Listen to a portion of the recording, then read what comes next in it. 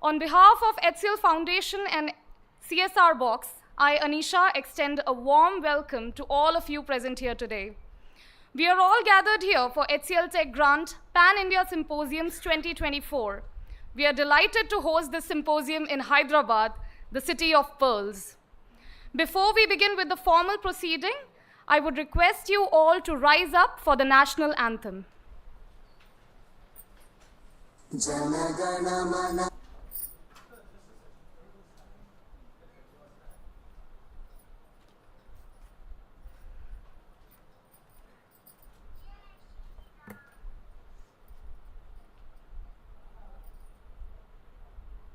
जनगण मन अधिनायक जय हे भारत भाग्य विधाता पंजाब सिंध गुजरात मराठा द्राविड़ उत्कल बंगा विंध्य हिमाचल यमुना गंगा उच्चल जलधि तरंगा तव शुभ नामे जागे तव शुभ आशीष मागे गाहे तव जय गाथा जनगण मंगलदायक जय हे भारत भाग्य विधाता जय हे जय हे जय हे जय जय जय जय हे।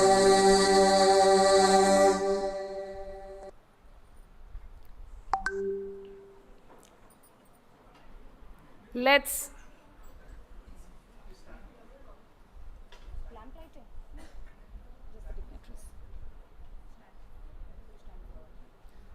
Okay, now to begin the ceremony, let's begin it with the lamp lighting. I request all of you to kindly stand up, and I request our speakers and all the panelists to kindly come up on the stage for the lamp lighting ceremony.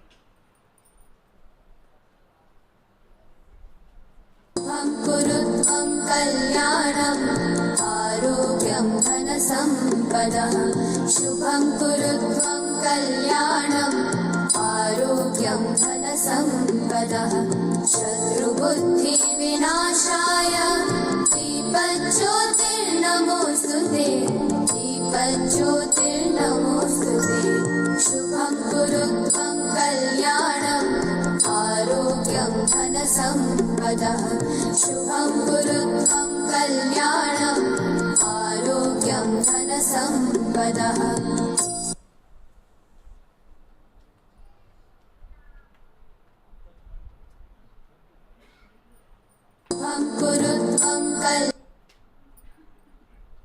शुभं कुरुत्वं कल्याणम् आरोग्यं धनसम्पदः शुभं कुरुत्वं कल्याणम् आरोग्यं धनसम्पदः शत्रुबुद्धि विनाशाय दीपज्योतिर्नमोस्तुते दीपज्योतिर्नमोस्तुते शुभं कुरुत्वं कल्याणम् आरोग्यं धनसम्पदः शुभं कुरुत्वं कल्याणम् आरोग्यं धनसम्पदः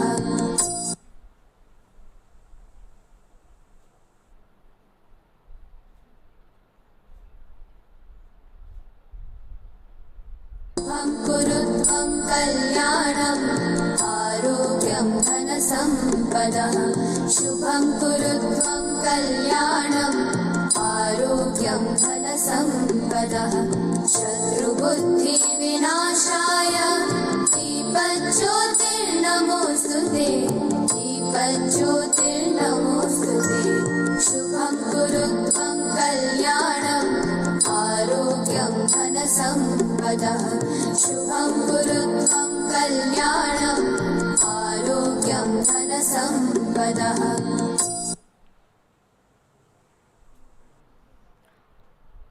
All may be seated.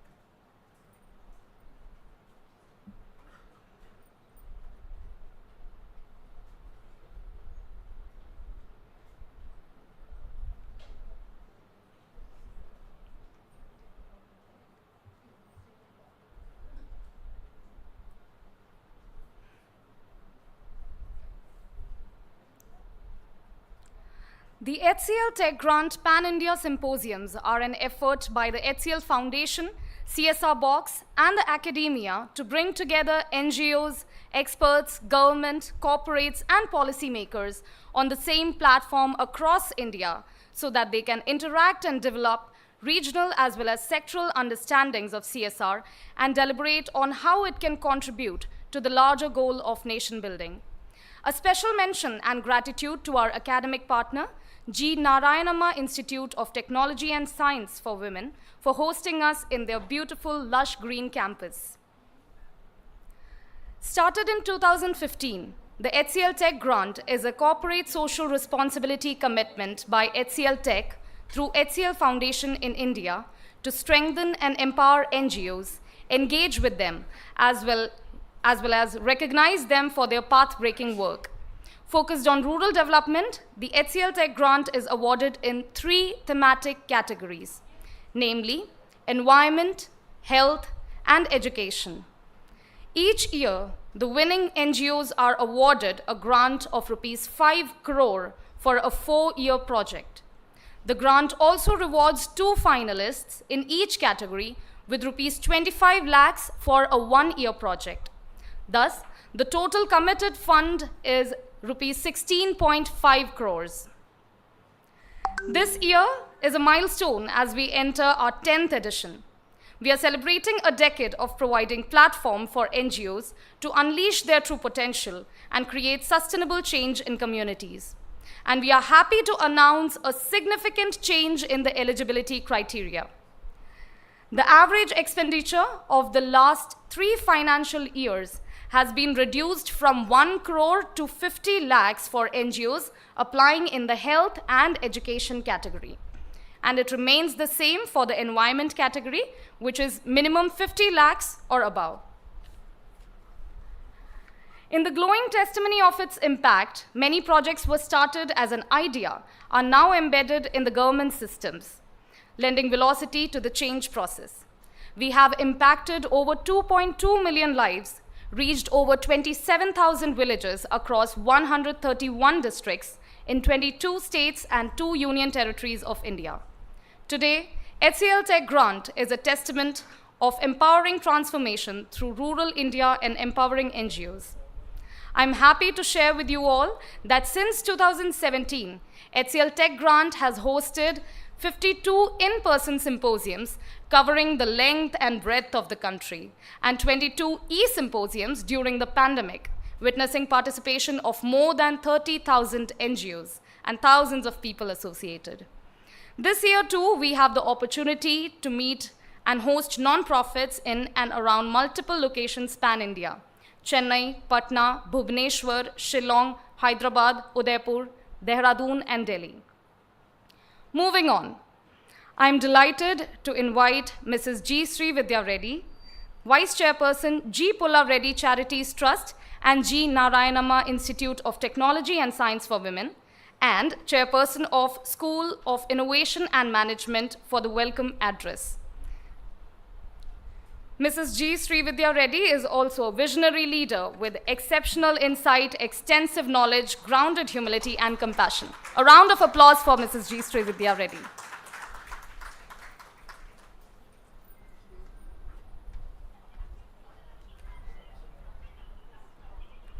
Thank you for the beautiful introduction.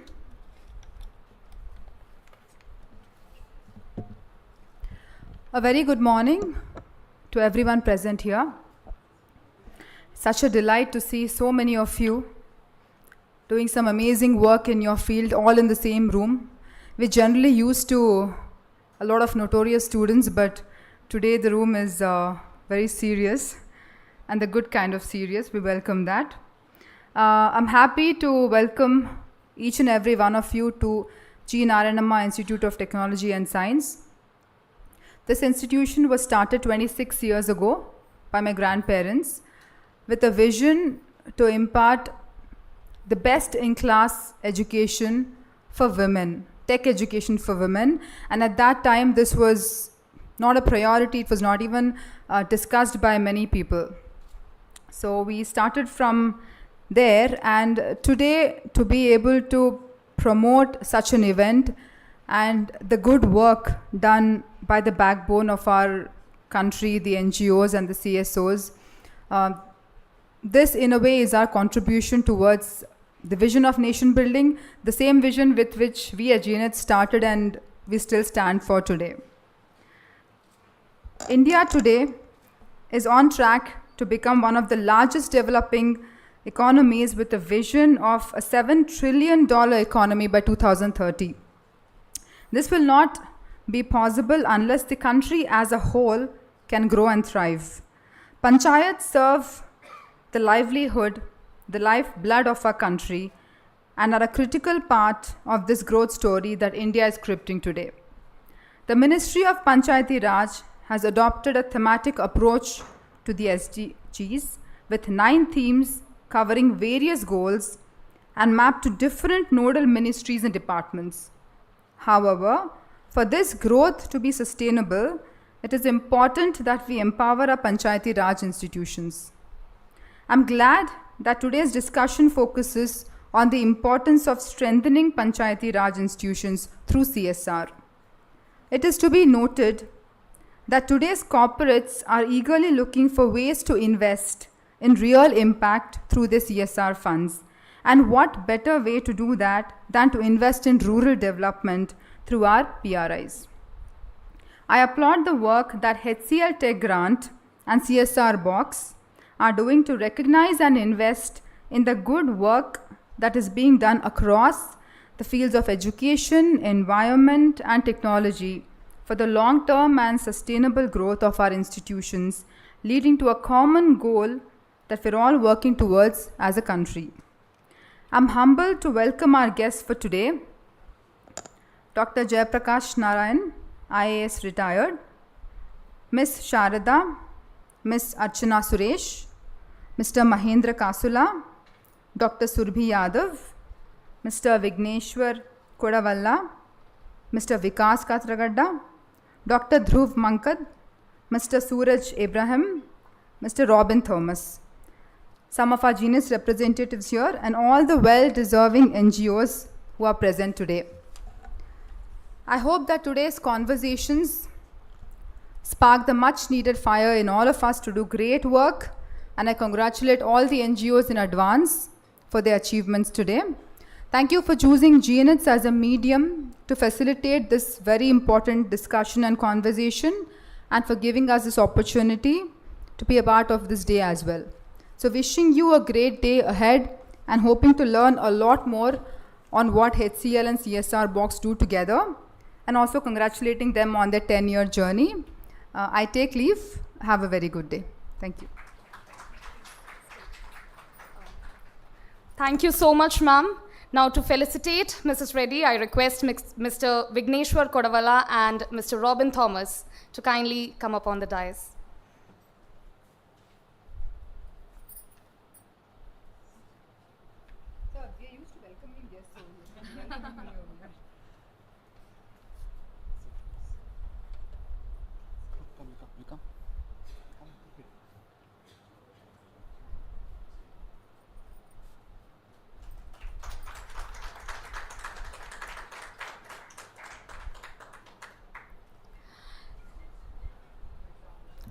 Now, to deliver the keynote address and set the context for the day, I would like to invite upon stage HCLTech leader, Mr. Vigneshwar Kodavalla, Senior Vice President, HCLTech.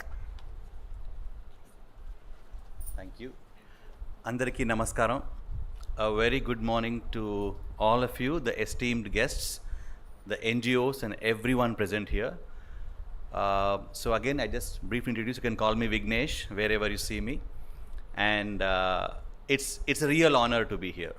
While we do our daily routine work, in which we take a lot of pride, I'm very happy that Robin, Mahendra, and all of us has reached out, and I'm really glad to be part of this event today morning here. In a brief, I carry a lot of pride being an HCLite. So for those who may not know, HCL started in 1976, way back in a small garage. So the reason I am saying that today is when you see this, the main symposium for the HCL grant, which is like 10 years, right? The small beginnings that you do, that's exactly how HCL started in 76. Long ago, in a small garage, few people sat together, they started their journey. There were a lot of question marks, a lot of people was looking at like, I will not take the name of the competition, but the competition was very big, global, and what we initiated in India was nothing less than what any startup or any aspiring group of people who are competing for this grant would like to do.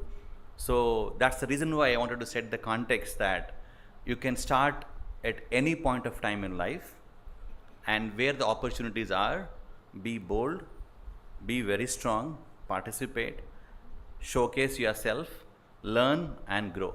So this HCL grant, in a little bit brief, I can say that, HCLTech as a company, right?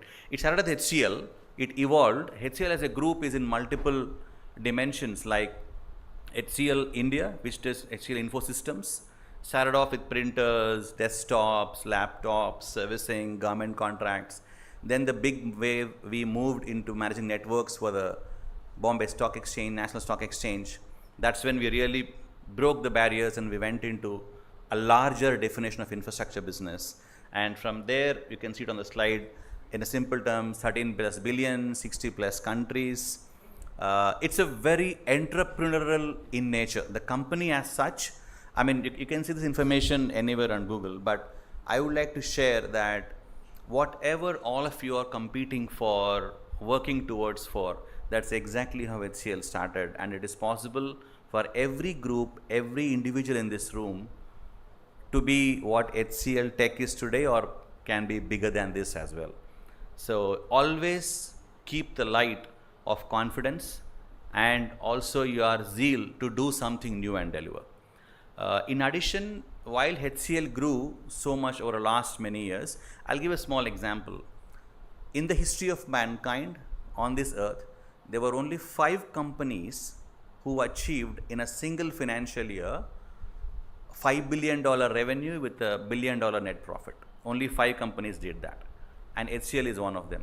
And that's purely because of the startup mentality HCL carries. That's purely because of the support, the leadership is grown. The leadership in HCL is very open. People can stand up, put forward their ideas. We still run something like ideapreneurship, which we call. So ideapreneurship is a word that has, I would use the word constituted in HCLTech. And every individual, irrespective from a fresher to a manager to a leader to any senior leadership, they can come with any ideas and start either an innovation or a process change. It's always a welcome in HCLTech. That's the reason why where HCLTech is today. And another thing I would like to share is, while the company grew with people, with technology, with the global process changes, one thing the HCL always kept to the roots. I mean, the founder, Mr. Shiv Nadar, to the current chairman, to Roshi Nadar, and all of them, they always made sure that the roots are grounded, and there's always an effort that is made that you contribute to the society, that you contribute to the people, to the lives. And how you do that is not just by setting up some kind of a charity or spending some money. It's about how you involve yourself. That's exactly where HCL Foundation, under the umbrella of HCL Foundation, HCLTech grant is initiated. While it completed 10 years, it really touched a lot of lives. And also institutions like G. Narayanamma Institute of Technology and Science, right? I specifically named this today because I'm present here. But many institutions like this have made a huge impact to these HCL grant symposiums and initiatives, because the core ideas, the core initial ideas come out from the very young gen and just upcoming ideas, people who pass out of their college and come forward and present this. So, the contribution from all of you, all of the distinguished guests here, including every participant, everyone who wants to win the event, who wants to win the grant, all of you have contributed and you are touching lives. So I take a break here. Again, I introduce myself as Vignesh. When you see me, you can call me Vignesh. And it's my pleasure to be here and share this stage with very distinguished guests like all of you. Thank you very much and all the very, very best to you. Just a moment. So now to felicitate Mr. Vignesh, I call upon Dr. K. Ramesh Reddy. Please.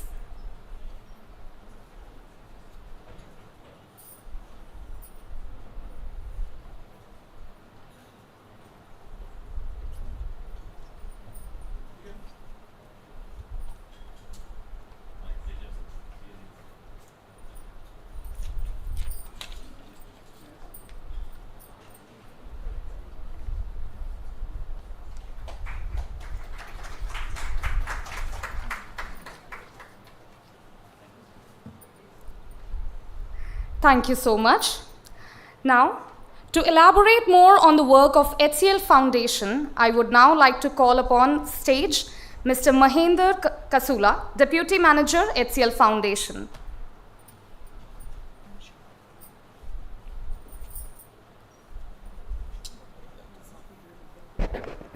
Thank you, Anisha. Very good morning to all. Thank you for being here. As I said, I am Mahendra Kasula, lead Hyderabad activities, HCL Foundation. So before starting the presentation of HCL Foundation, what we do, so I would like to know that how many of you are aware that who is the topmost philanthropist in India? Any guesses? Sudhamurthy, Tata, Birla, Ambani. So just Google it, very interesting. It is none other than Shivnadar. Since last 2 years, he has been the topmost philanthropist in India. Just to Google it. And you see the HCL Foundation vision and mission. I don't go into the definition, but all our vision and mission is very much aligned with sustainable development goals. So you see these are the 17 sustainable development goals. We are working in one or other way. Can we go next? You see our impact. We are in 22 states, 3 UTs and working more than 122 districts. So you see, we'll go to the, it's not only the people we work with, we also very much care for the planet. So without planet, there are no people. So we'll go in the next slide. We have a very detailed programs, what we do toward this planet as well as the people. Can we go next?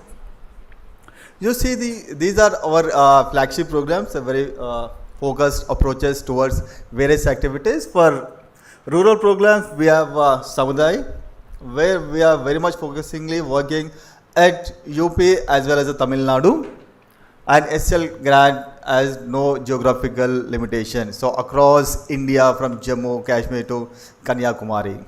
So we work in all different locations. My colleague Robin will take you to that. And we have other programs also where Uday and My Clean City. So we'll go in detail. And we do have other initiatives, special initiatives also we do have. And environment action, we call it as a ARIT program. So it's again an excellent program. We are almost covering all kind of environment challenges to resolve it or to do something about it. And special initiatives like Sports for Change, Power of Fun, where we involve our employees in all these activities.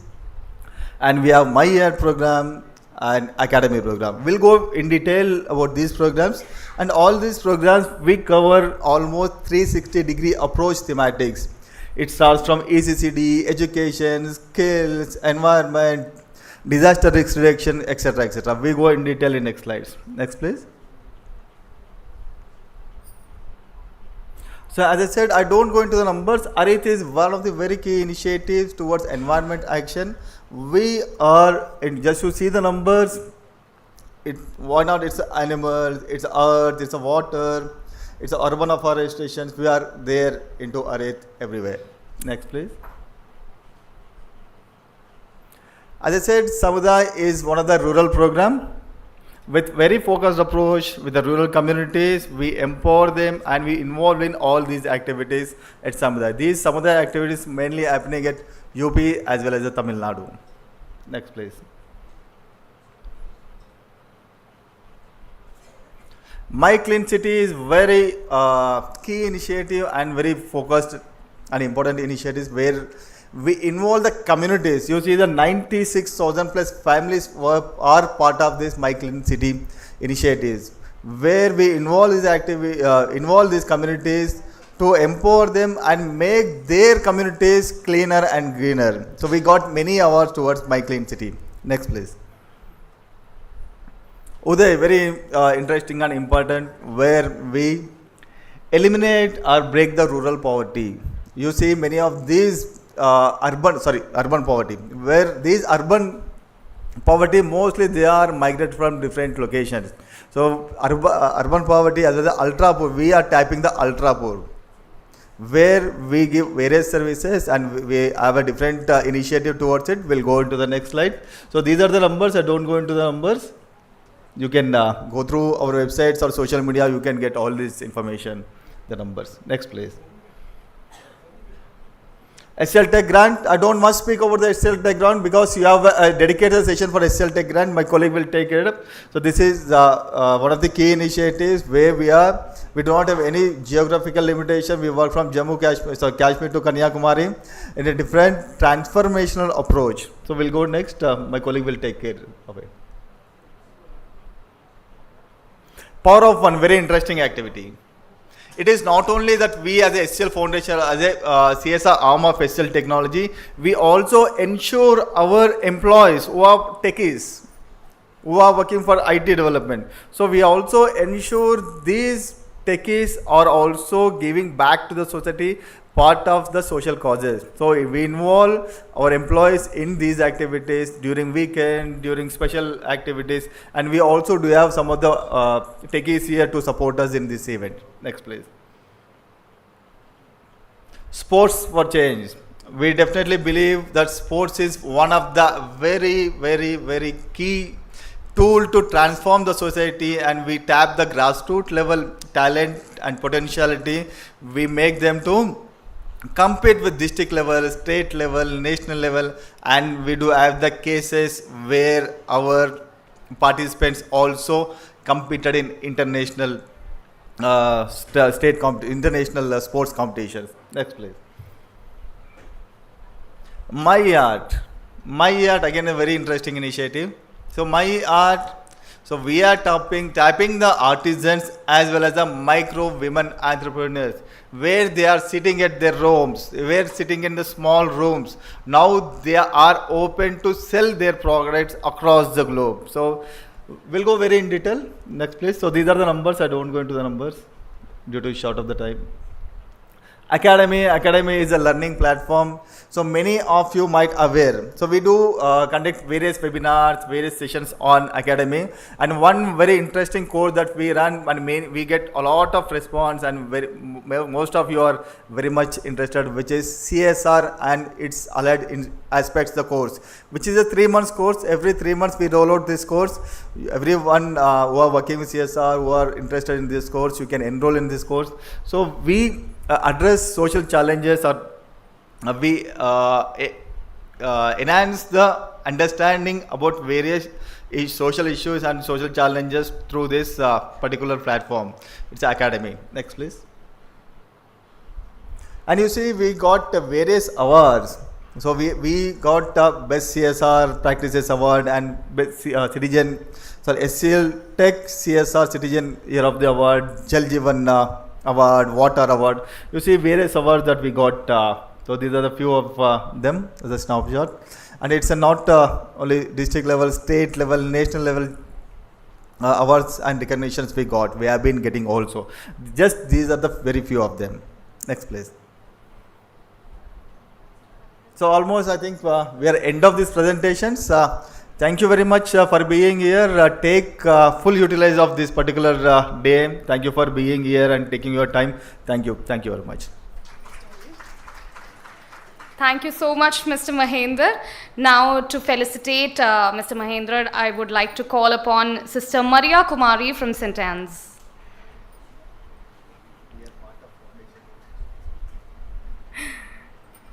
And for all those people who asked me, do you have someone from your own land, from Hyderabad? Mr. Mahendra Kasula is the one. applause.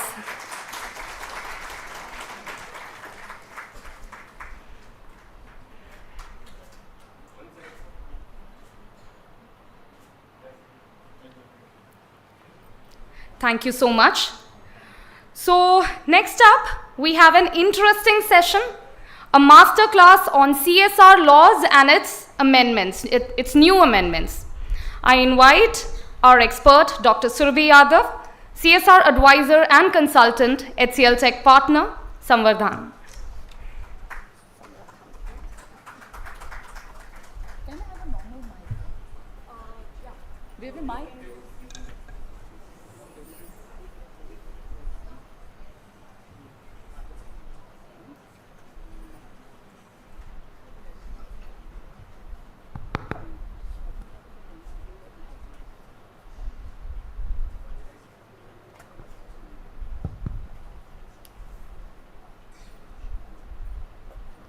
Hi, a very warm good morning to all of you. Hope all of you are doing well. Can you hear me at the back? Good. So next 20 minutes, we'll be talking about the CSR law, its amendment. What does it mean for all of us? What are the latest trends? What are the changes? So can we just move forward to the next slide? You know, these sessions, whatever we are taking, please note these are our CSR laws which are applicable not only to the CSR company but all NGOs who are sitting here today. So make notes. We have given you notepads, you have a pen. I would request everyone to make notes. Anyways, these presentations are available in our website. If you go to HCL Grant website, once you register in our website, you will get all these documents, and all these documents are downloadable. But the notes which you will make right now will be the future notes for you. Okay, this will benefit. You will get to know what are the CSR laws which are applicable to the NGOs. Rest I'll leave it to Dr. Surabhi to take over. Thanks. Thank you, Robin. Yes, that's the first thing to do. Class is a class, 20 minutes, 10 minutes or 5 minutes or whatever. We need a notepad and a pen. All of you, please take out your notepad and your pen. And to be honest, this is the beginning of the class for the day. Going forward, we'll have a lot of sessions, lot of takeaways. Please make notes, as Robin said. So moving forward, can we move to the next slide, please? So yeah, so I was saying that we have next 20 minutes here with us, where I'll be talking about the law. Again, we just heard from Mahinder, we run an academy at the HCL Foundation, where we run a 3-month program on CSR, corporate social responsibility in its applied aspect. I can't bring the 3 months ka gyan in 20 minutes, so we have put all the resources here. You can take a snapshot. You can just take a picture of this in case you are not able to write down. Just take a picture. You can go there, you'll find all the resources over there. And before I forget, we are starting our next batch in September. The registration will start in August. The registration link is available on the HCL Foundation's LinkedIn post pages and all the social media. You can register from there, and of course, after the session, you can connect with me. We can talk more about it. Moving forward, how many of you are NGOs, trust, Section 8 company, society? Nearly 95% I can see that. Very nice. How many of you have heard of Section 135? 1, 2, 3, 4, 5, 7, 8, 10. Hardly 10 to 12 hands I can see over here. How many of you know that CSR is a law now and corporates are bound to spend? That you know. Very nice. They are bound to spend, you know, but how to spend, where to spend, what are your roles and responsibilities to understand that? You need to understand Section 135, right? Moving ahead, okay. So I'll not delve much into the how CSR came into being. I'd just like to let you all know that in 2014, 1st of April 2014, the CSR law came into being. It was implemented for the first time in India, and not only in India, but in any of the country across the world. So let's give a big hand to the government of India. India is the first country to have mandated CSR. You know, so from 1st of April 2014, the law came into being and it became mandatory for certain companies to invest. After that, it's the 10th year. Lot of water has flown since then. I'm not going to talk about what happened in last 10 years, but yes, broadly speaking, lot of amendments, lot of notification circulars came in, and in 2021, major amendments came in the CSR. After 5-6 years of implementation, the 7th year, lot of amendments came in 21 and few in 2022, which entirely changed what CSR was in 2014. How many of you have received CSR fund before 2021 as well? 2, 3, 4, many of you, very nice. And you have received later, after 21 amendments as well? Brilliant. So these people are the testimonies. You can speak to them, your fellow NGOs. I'm sure all of you have experienced the kind of compliances, the kind of changes in the system that has occurred after the 2021 amendments that have come in, right? Now the law is very, very particular. After 21 amendments, not only the corporates, but also the NGOs have to be registered with the MCA through Form CSR1. And as Robin said, all of us are part of not only the impact, but also the compliance. So compliance and impact goes hand in hand, and we are all party to it. Moving forward.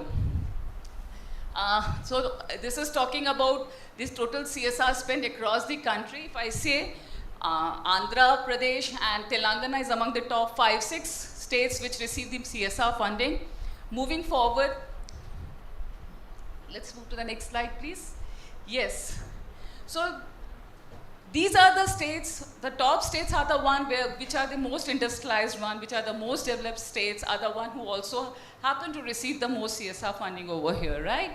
So let's look into some facts and figures, what has happened in last 10 years actually. So as on date, the law has made it mandatory for the corporates, but does all corporate fall under the CSR law? Yes or no? Yes? Yes or no? Yes or no? Many are saying no, but many of you are also saying yes. So no. No is the right answer. Not all corporates come under the ambit of CSR. There are few, around 24,000 of the corporates which falls under the ambit of CSR. I'll be talking about the eligibility in the next slide. But as on date, around 24,000 corporates come under the ambit of CSR. And there are more than 2 lakh NGOs which are registered under NGO Darpan portal. How many of you are registered under NGO Darpan? Some 75% or so. Rest of you, please do register yourself under NGO Darpan portal. It is under the aegis of Niti Aayog, and it's mandatory for the CSR funding now to have a NGO Darpan portal registration as well.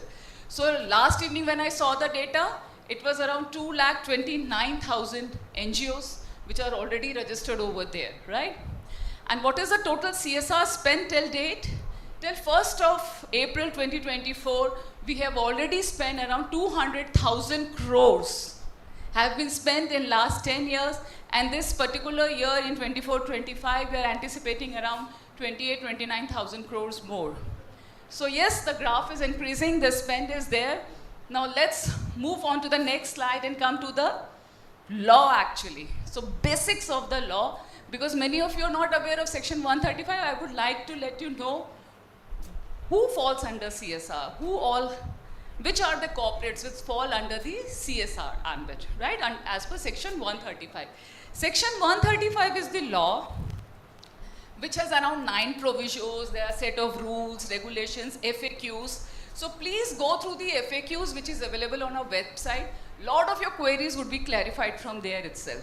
So for any of the queries, you can go to the FAQs. You can also reach out to us. So coming back to the law, what does the law say? First provision talks about the eligibility criteria. Which are the corporates who fall under the section 135?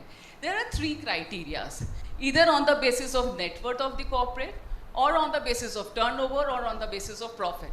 So if the net worth of the corporate is more than 500 crore, if turnover is more than 1,000 crore, or if the net profit is more than 5 crore of rupees.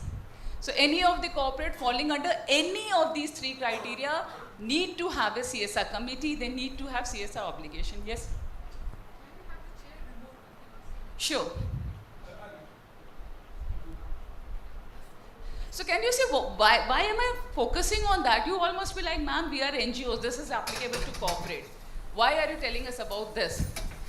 So the major thing that I would like all of you to focus on, of course we have a lot of big NGOs working with the big corporates, but there's a lot of scope with the smaller corporates also. 5 crore of profit, to be honest, is not very big in today's time. Lot of SMEs fall under this criteria.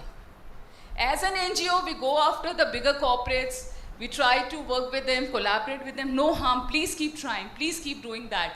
But don't miss on this one.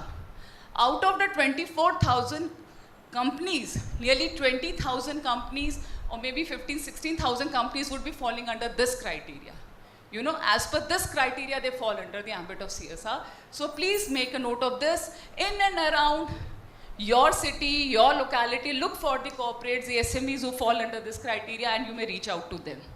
Moving forward, what does a company do once it qualifies for CSR? First thing they need to do is they form a CSR committee of 3 or more directors.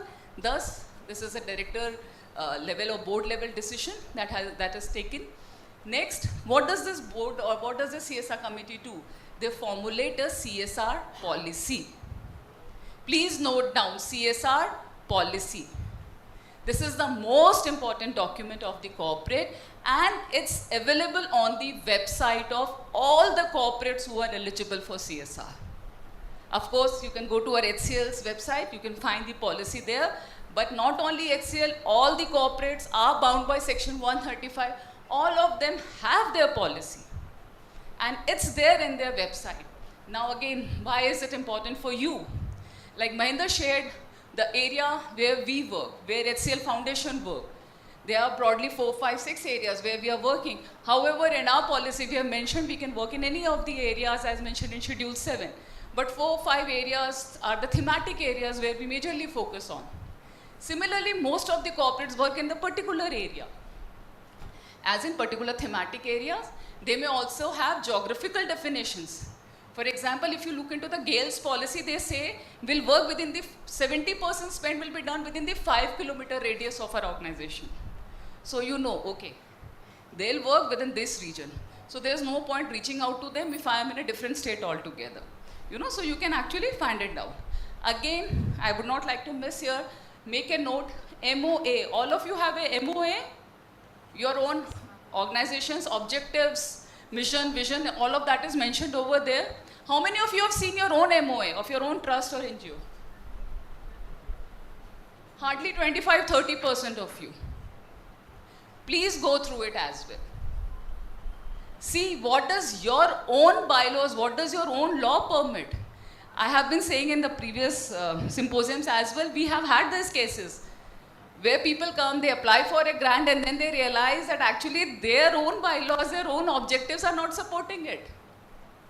You're talking about education, you come for education project, but does your law permits that? Does your MOA supports that?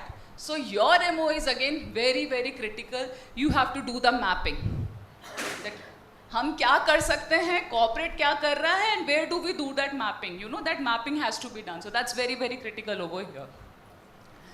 Moving forward, I'll not talk much about CSR role of committee and board, but yes, any corporate by the virtue of net worth, turnover or net profit who falls under the ambit of CSR has to formulate a CSR committee. The committee formulates a policy, puts it on their website. It is like a guiding document. They need to follow it up, and then they need to spend 2% of the average net profit earned in previous 3 financial years.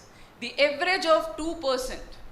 So broadly speaking, is a 2% of the profit that every corporate has to spend who falls under the ambit of CSR. And this 2% of each of the corporate is what we spoke about, which becomes 200,000 crores eventually, you know. So that's a huge amount at the end of the day. Moving forward, so now we know who spends, how much to be spent, what are the guiding rules, now where do they spend? Which are the areas where they can spend? Can they spend anywhere? No. There are list of activities mentioned under Schedule 7. Note down this word in case you have not yet gone through it. Schedule 7. Schedule 7 is the list of activities which defines the area where a CSR spend can be done. And again, honestly, liberal interpretation has to be done for Schedule 7. And more or less every activity that we think of which helps or works in the social development sector falls under it. However, there are a lot of do's and don'ts, but broadly most of the activities fall under the Schedule 7. Now, Schedule 7 talks about hunger, poverty, education, health, disaster relief, innovation. All of that falls under our Schedule 7. Moving forward. So one more thing I would like all of you to note here is there are, from NGO's point of view, it's important to note down the activities. However, there are also contribution route available for the corporates. There are certain funds where a corporate can invest their money or where they can put their CSR spend on. For example, Clean Ganga project, PM Care Fund, PM Relief Fund. These are the areas where the corporate can support. But yes, there are many, many activities where the corporate are directly engaging with the NGOs and working on ground for the CSR. Let's move ahead. Okay. There's some error in the slide. Okay. So go back to the previous one, that's okay. I'll just speak about it. So now we know which are the corporates who does that, how much 2% has to be done. Areas we know come under Schedule 7. Now, how do they do it? How do they do it actually? Where does NGO come into picture? Here is the place where the NGOs come into picture. So either the corporate can do CSR directly or through their foundations. Okay? They can do it directly through their foundation, like HCL does it with the HCL Foundation. Or they can do it with a third-party agency which can be a Section 8 company, a trust, or a society. The third-party agency need to have a 10A, 20, and 80G. They also need to have been registered under Form CSR 1. Form CSR 1, how many of you are registered under Form CSR 1? Again, around 70% I can see. 70-75%. So MCA, you can directly go to the MCA website and register your organization over there. Yes, but you have to be at least 3 years old. You know, your organization should be at least 3-year-old. If your organization is 3-year-old, you can directly register under MCA for Form CSR 1. That's a mandatory document. In the end of the session, when Robin will be taking the session, he'll be talking about what are the requirements from an NGO for grant. And again, it's not only for HCL. It's a mandatory document for all the CSR funding. With any, you reach out to any of the corporate, they'll ask for 10A, 12A, 80G, Form CSR 1, Darpan portal registration. These are the mandatory documents that you need to have. The corporates can also, number one, they can do it directly. They can do it through their own foundation. They can do it through the third-party agency like a NGO, any NGO which can be trust, Section 8 company or a trust. They can also do it through agencies which are created by the law. And by Act of Parliament, if any entity is being created, they can also do it through them. So I'll not go into those intricacies again because that are relevant for the corporate, but not really very, very relevant for you over here. But yes, a lot of government bodies like CSR authorities, ICSI, IICA, these are the bodies which are formulated by the Act of Law, created by the government. They are also eligible for CSR activity. Let's move to the next slide. Okay, so we spoke about when I spoke about the law of 2% piece or the eligibility criteria, these are more or less same since 2014. Not much changes have happened over there, you know. But I started my session with, when I said that in 21 amendments came, a lot has changed in them. What has changed in the 21 amendments? Why we are talking about it so much? This is the law, the amendment that came for the law, which has entirely changed the scenario. Now the sector has become very organized, you know. We are having lot of such session, lot of capacity building program, lot of focus on reporting, documentation, monitoring, implementation. In fact, impact assessment has also come into fore now. And all of this thanks to the amendments of 2021 which came in. What are the key areas that these amendments talk about? Number one, they talk about implementing agencies, registration under MCA, Form CSR 1 which I spoke about. So in 21, for the first time, The NGOs also came under the ambit of MCA. Right? So now you are also partner to the compliances. Every activity, every spend that CSR spend that the corporate is doing, it has to report in its form CSR 2 and in its director report where they mention your form CSR 1. Yes, I implemented this project through such and such NGO and this is their form CSR 1. So it goes in the report. It's like a license that all of you have and it has to be mentioned in the report by the corporate as well. Second, most important thing that happened was, now every penny was accountable. Before 21, the law was, if I say in a one phrase, law said comply or explain, which meant either you spend, if you're not able to spend, let us know why you could not spend. So my budget is 100 crore, I spent 70 crores and 30 crore I could not spend. I can give reasons like I did not find a good project, I did not find a good implementing partner, I did not have enough capacities, and that was acceptable. But after 21, it became mandatory to spend every single penny. The law said, okay, you're not able to spend it, give it to us. There are various funds mentioned in the Schedule 7, as I said, Clean Ganga Fund, PM Care Fund, Swachh Bharat Abhiyan, give it to us through them. Either you spend, or you allocate it, spend within this year. If you're not able to spend in this year, you have a provision of ongoing project. You allocate it to an ongoing project, which are long-term projects, multi-year projects. You spend in next 3 years. I give you that liberty. MC has given us that liberty. Spend in next 3 years. So 1 plus 3 year is the maximum duration. Please make a note of that as well. Any ongoing project, any CSR project can be for the maximum duration of 4 years. So 4 years is good enough time for a corporate to spend, I believe, right? Now if you are still not able to spend, please give it to me. Put it in Clean Ganga Fund, put it in Swachh Bharat Abhiyan, put it in PM Care Fund, you have to give it back to us. To the extent, every penny is accountable to the extent that now even the interest earned on the CSR fund has to be spent. Even that interest, which as an NGO you also earn, if you get a CSR funding and any interest is earned on that, even that has to be reported, that has to be recorded, and that has to be spent under CSR.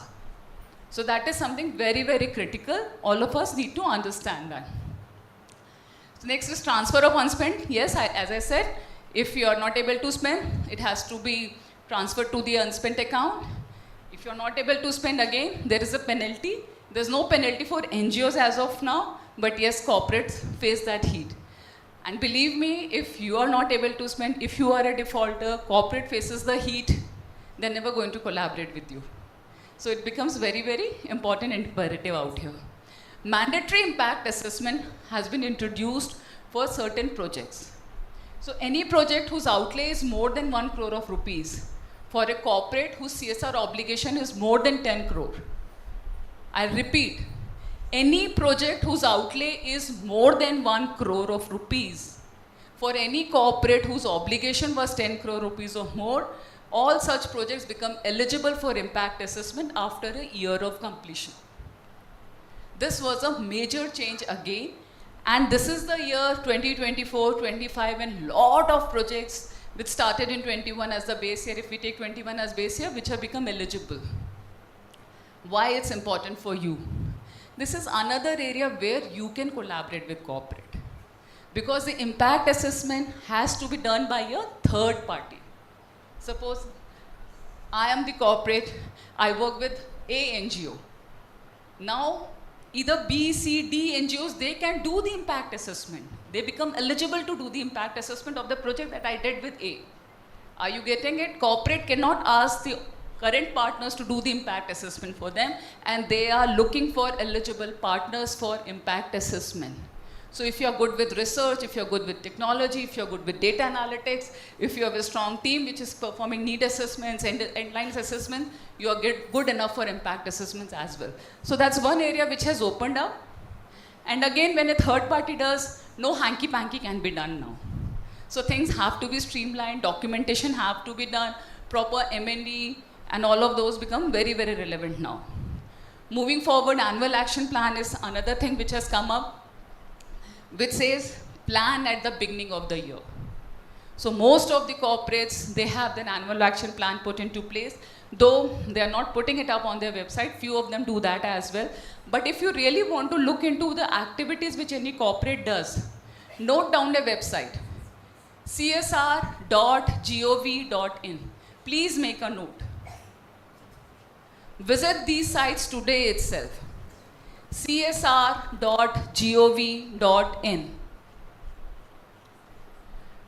You go there, you can actually find out the spend of a particular state, particular district, particular corporate. You can type down their name, you can look into the year for which you are looking for their spend, and all of their their projects would be there. So you can understand the trend, that which are the areas this corporate is actually spending on. Are they doing it on their own, or they're encouraging collaborations with the NGO? Many corporates are there who prefer to do it their own, but many are there who are collaborating with their NGOs. If I am not wrong, HCL has more than 1,500 partners throughout HCL Foundation. No, throughout last 10 years or so. Last 10 years, if I talk about, we have had around 1,500 partners. In the current year, Mahendra says it's 300. I'm not sure about the current year, but from the Academy's point of view, I'm aware that we have had more than 1,500 partners. If one NGO has so many partners, imagine. I work with a lot of other corporates also. We go for programs with them also. And I see they invite their own partners. Recently, we came to Hyderabad itself in the month of November, when another big corporate participated, and they told us they want to do such kind of programs for their own NGOs, and they had more than 100 NGO partners. That's a big corporate, of course. So there are a lot of partnerships that are happening, and you can get to know about them through the csr.gov.in. You can look out into the activities these companies are performing. Let's move forward. So evolving trends. So it's not PDF, I believe, huh? Anyways. So evolving trends in 2030, what are we looking forward to? So we spoke about what happened in 10 years, how the law has changed. Now where are we moving actually? What's happening now? Now, as I said, I'll reiterate, law has become very stringent. Corporates are facing penalties. We have examples. There are a lot of students, I don't know how many are here today. How many of you are here from HCL Academy? From our academy, I can see 1, 2, 3, 4 students I met today in the morning. 5, of course, the HCL team, they have been part of our program. In the academy, we have been sharing these case studies, you know, that how the corporate got a penalty. So now it's a reality, it's a harsh reality. The penalties are happening, so compliances are the key. The sector has become very, very organized now. So compliance with impact is the key now. Increased focus on timely spend. As I said, if you don't, the money will go into Gangaji or it will go into PM Care Fund. So better use it on your own. Not that they're not going to use it effectively, but the kind of satisfaction and the kind of financial, advantages also which our corporates get. There are multiple advantages of CSR. Will not get deeper into it, but yes, there are multiple advantages. Why don't you leverage on that instead of putting it to any of the funds? Going forward, government has become more of a facilitator, collaborator, and not merely a regulator. Now that is, we'll be talking in our next session when we'll be discussing the panel discussion, that how government is also coming up. Most of the states have their own CSR authorities now. They are coming up now, and how they are bringing together, they are convergent, they are the moderator, they are the facilitator, bringing together the corporates and the NGOs. We'll be talking about it in our next session. Moving forward, CSR has become a catalyst in leveraging SDGs. Focus on academics is there. Academic institutions have come up now, you know, who are focusing.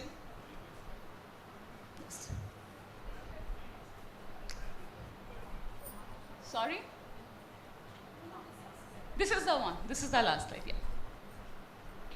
So participation of academia in the sector has increased. You can see even the IITs, IIMs, the big institutes, they are venturing into CSR. Today we are sitting in an institute. All the previous sessions which we have had in central government institutes. the private institutes. So most of the academicians, they're coming forward, especially because of the research element which is there. The need assessment has to be done, the research has to be done, the impact assessment has to be done. Startups, innovation, research and development, these are the core areas where academics is focusing on. I was just discussing in the morning that how the trend is changing, how we need more professionals in this sector. Now it has become more professional, the sector has become more professional, and yes, of course, academic is playing a bigger role in that. So I'll not move ahead. I'll just stop here. The slides would be available on the website. I'll take a 5 minutes strategic break where we can have any questions if any of you have. Yes, please. Can we have a mic?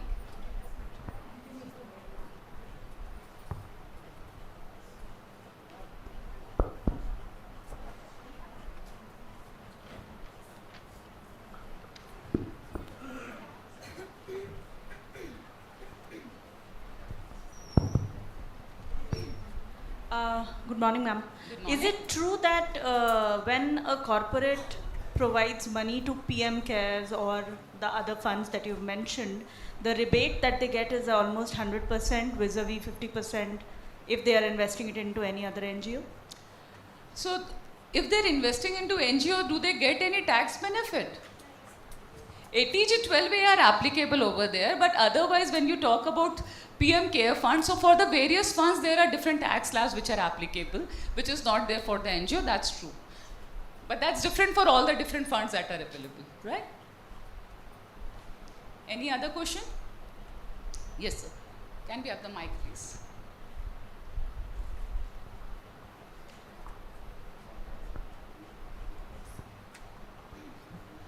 Good morning, ma'am. Good I'm morning. Srinivas Tadori from Seva Bharati, Telangana.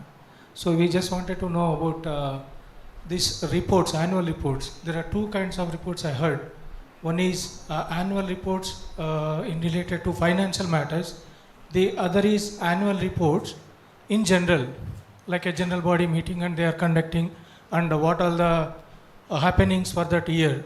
So I just wanted to know the difference between these two reports, annual reports. Okay, so there are certain reports that for example, if I talk about CSR per se, so we have a director's report over here, okay, which is the internal report, which has a different format, whereas as per form AOC, there's a different report submitted under form CSR2.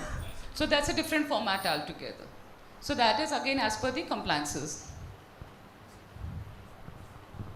Hello. Yeah, hi, Survey. Myself Hi. Wasim from United Way. So, If you can just explain about the sub-granting, the new changes has happened last year and this year, that will be also helpful for the other NGOs, okay. for all of us. So sub-granting, it's still a gray area. I understand that. We also, in our academy also, we have a CA who's a specialist in the sector. He has been talking about it. So it's still a gray area. I think Robin can talk more about it because now we are, yes, there are new changes and how we are working at HCL, I would ask. So sub-granting, like Dr. Surbi said, it's a very gray area, and how CSR perceive it and how you present it is how it matters. So I'll explain you in HCL how we disallow in HCL grant. If we find a sub-granting model, it's a clear rejection if you are putting a proposal to HCL. So how we see it as a sub-granting model, for example, an organization A has applied to the CSR Foundation, and for us all the documents of organization A has been submitted. Now what NGO sometimes they do when they get funds, they try to transfer that amount to organization B who might be an implementation agency, which is not allowed. For us, organization A will receive the fund in their organization bank account, and they will have to directly implement that project on ground. But there is a condition here. In HCL, we allow consortium. Now, what do you mean by consortium? So consortium means if organization A is getting the fund and organization B is a technical expert in implementing one of your project component which you don't have a technical expertise expertise in your organization, you can hire them. You hire them and pay them a service fees through an agreement. So you will have a formal agreement with them, and with that agreement, you will give them a service fees. And that service fees is allowed.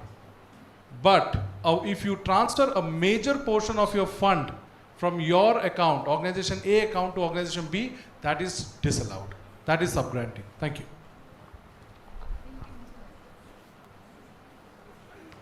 So, yes, we have many questions. I can see that I am here throughout the day. If we can connect after, during the lunch break, we'll connect. You can always come back to me, because now it's time for the next session, and we would like to give some time, because we have special guests over here with us who are extremely experienced and very, very passionate. So we would like to hear them. So let's move forward to the next session, and I'm here throughout the day. We can definitely connect over the lunch. What an enriching session. Thank you, Dr. Surabhi, for breaking down the law so simply for us. Now we move on to the panel discussion on the topic, Strengthening Panchayati Raj Institutions through CSR. So let us welcome our esteemed panelists on the dais. Dr. Jayaprakash Narayan. He doesn't need a formal introduction. Who doesn't know him here? So he's a retired IAS, founder of Lok Satta and Foundation for Democratic Reforms. He's a physician by training, went into the Indian Administrative Service, and was also the topper in the IAS exam. During the 16 years of his distinguished public service in various capacities, he acquired a formidable reputation in the erstwhile state of Andhra Pradesh. Welcome, sir. Ms. A. Sharada, National Resource Person for the NIRDPR, National Institute of Rural Development and Panchayati Raj, on the theme Food, Nutrition, Health and Water, Sanitation and Hygiene for the states of Haryana and Himachal Pradesh. She is also a certified POSH trainer and a highly motivated and challenging professional, having 24 years of hands-on experience in the field of community development, hospitals, corporate, childcare and health. She has been exposed to different sectors and has handled crucial work situations. Ms. Archana Suresh, the Director of Telangana Social Impact Group, representing the state government. She leads the CSR for the state of Telangana. She has been a TEDx speaker and communication specialist with overall work experience of 17 plus years of working in the Telangana government and IT and banking industry. Next, Mr. Vikas Katragada, social impact consultant, who will also talk about later about the critical role of NGOs developed in India, its vision, values, and velocity. Last but not the least, to moderate the discussion, I invite Dr. Surabhi Yadav again. Over to you, Dr. Surabhi. Thank you. Yeah, hi, can you hear me? Yeah? Okay. Hi, once again, welcome to all of you. Thank you so much for giving out your time. Welcome on behalf of all of us.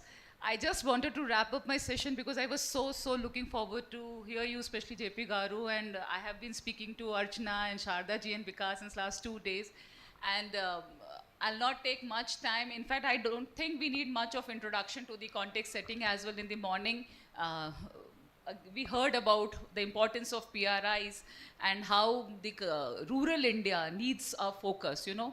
So when we talk about CSR, in fact, the law, when it was made, the major focus then also, I remember Dr. Bhaskar Chatterjee, the father of Indian CSR, talking about it, that it is for the marginalized, it is for the rural India, it is for the inclusivity. And that is, again, the purpose of PRIs. They are here to develop the rural country, to bring the social and economic changes over there, to bring inclusivity over there. And JP sir has been working enormously. I have been reading about his work, hearing about his work since last 2-3 days. And the kind of work, sir, you have done is commendable and inspirational. So I'll not waste much time, and I'll just like to know from you directly. Your focus has, sir, always been on the local government. You have written multiple books, multiple articles, and you have also written a book on Handbook for Sarpanch, if I'm right? Where you also focus that the decentralization of power is must, and how important it is for the local government and the PRIs to work for the development of the rural India. So I would like to know from you, sir, what are your experiences and what are your insights on the sector? What would be your guiding light, if I may ask you, to the PRIs, to the NGOs sitting over here? How can they be the catalyst in the entire process and leverage the CSR scenario that we have in India today? Over to you, sir. Thank you, Sarabhiji. Permit me to be very, very candid. Yes, please, sir. Okay. Because we have the weakest local governments in the world among democracies. Much of our talk about local governments is an eyewash. Because when you have a very brief session, you have to be very sharp. I can say the same thing in 1 hour, explain that. We have the most centralized government among significant economies in the world, including China. We are more centralized than Pakistan and Bangladesh. Almost any country you can think of, except Afghanistan is anyway decentralized in a different way. This simply is not right. The chief reason why our democracy is dysfunctional, why we see massive amount of money spent for vote buying in states. You're in the Telangana state now. Andhra Pradesh had assembly elections recently. Take Karnataka, Tamil Nadu. Spending 40-50 crores for an assembly constituency is pretty much normal in these parts. Almost all of it is illegitimate, unaccounted for vote buying purposes. There's no point blaming the MLAs. They have no choice. They are now sucked into a vicious cycle. The reason is the connect between the vote and the consequences is missing in a centralized system. I have no illusions that local governments are all moral, ethical. I'm not a romantic. They'll be as corrupt and as greedy as anybody else would be, but they're accountable by definition. They would be accountable because they're not bigger than us, they're closer to us. We see what's happening. Once there is a link between the taxes you pay and the services that you receive, once you see the authority and its accountability, what they're supposed to do in a very, very direct way affecting your family, then democracy works. Our democracy is perfunctory. It works at some level. There is fierce competition for power more than anywhere else in the world. There are political freedoms enjoyed immeasurably in this country. Elections are held honestly as far as the technical process of election, the balloting and the counting is concerned, not what happens behind the scenes. And the government elected comes to office in a peaceful transfer of power. And the elected authorities genuinely exercise power, unlike some other countries where a military junta or a courtier exercise. To that extent, we are a functioning democracy. But beyond that, there's no democracy. It's a vote and shout democracy. And unless we change this paradigm, unless we institutionalize local governments genuinely, we are already paying a heavy price, we'll continue to pay a heavier price. Now, the recent election in the country, forget political parties, I'm not going to be partisan. There is one lesson. If you're offering short-term welfare, like in Karnataka, Telangana, one election I give you the vote, I'm unhappy still. I'm impatient. I'm angry as a citizen. If you're offering economic growth, like Orissa, UP, and the national government, I'm happy, I'll reward you for some time, but I'm not happy enough. That's the message. The people are discontented. The people are impatient. People are volatile. Therefore, democracy is volatile. Why? We want growth, but the growth is not including me. Actually, it does include, because the growth lifts like tide, high tide, it lifts all boats. Everybody benefits, but people benefit disproportionately. The poor without education, and I'm glad that CSR focuses largely on education in the country, without quality health care, and the governments have spectacularly failed in these two areas. And third, without access to some urban amenities, because modernization is equal to urbanization. Economic growth is equal to urbanization. You like it or not. I grew up in a village. I understand villages better than most people here because most of you probably did not grow up in villages. But romanticism about villages as we understand is no use. We must redefine, restructure. So given that context, I have only 3 broad points to make. 1, we must do whatever we can through CSR and other resources to empower and to strengthen and to improve the local governments in the rural areas. But don't simply give it gratis. If our resources do not alter the behavior locally, unless that increases the quality of self-governance and decision-making and resource mobilization, we're not doing anything worthwhile. We simply appease our conscience. We think, oh, we've done something nice, but nothing changes. You all know the definition of insanity. Doing the same thing all over again, expecting different results. We've been doing the same thing all over again for 75 years.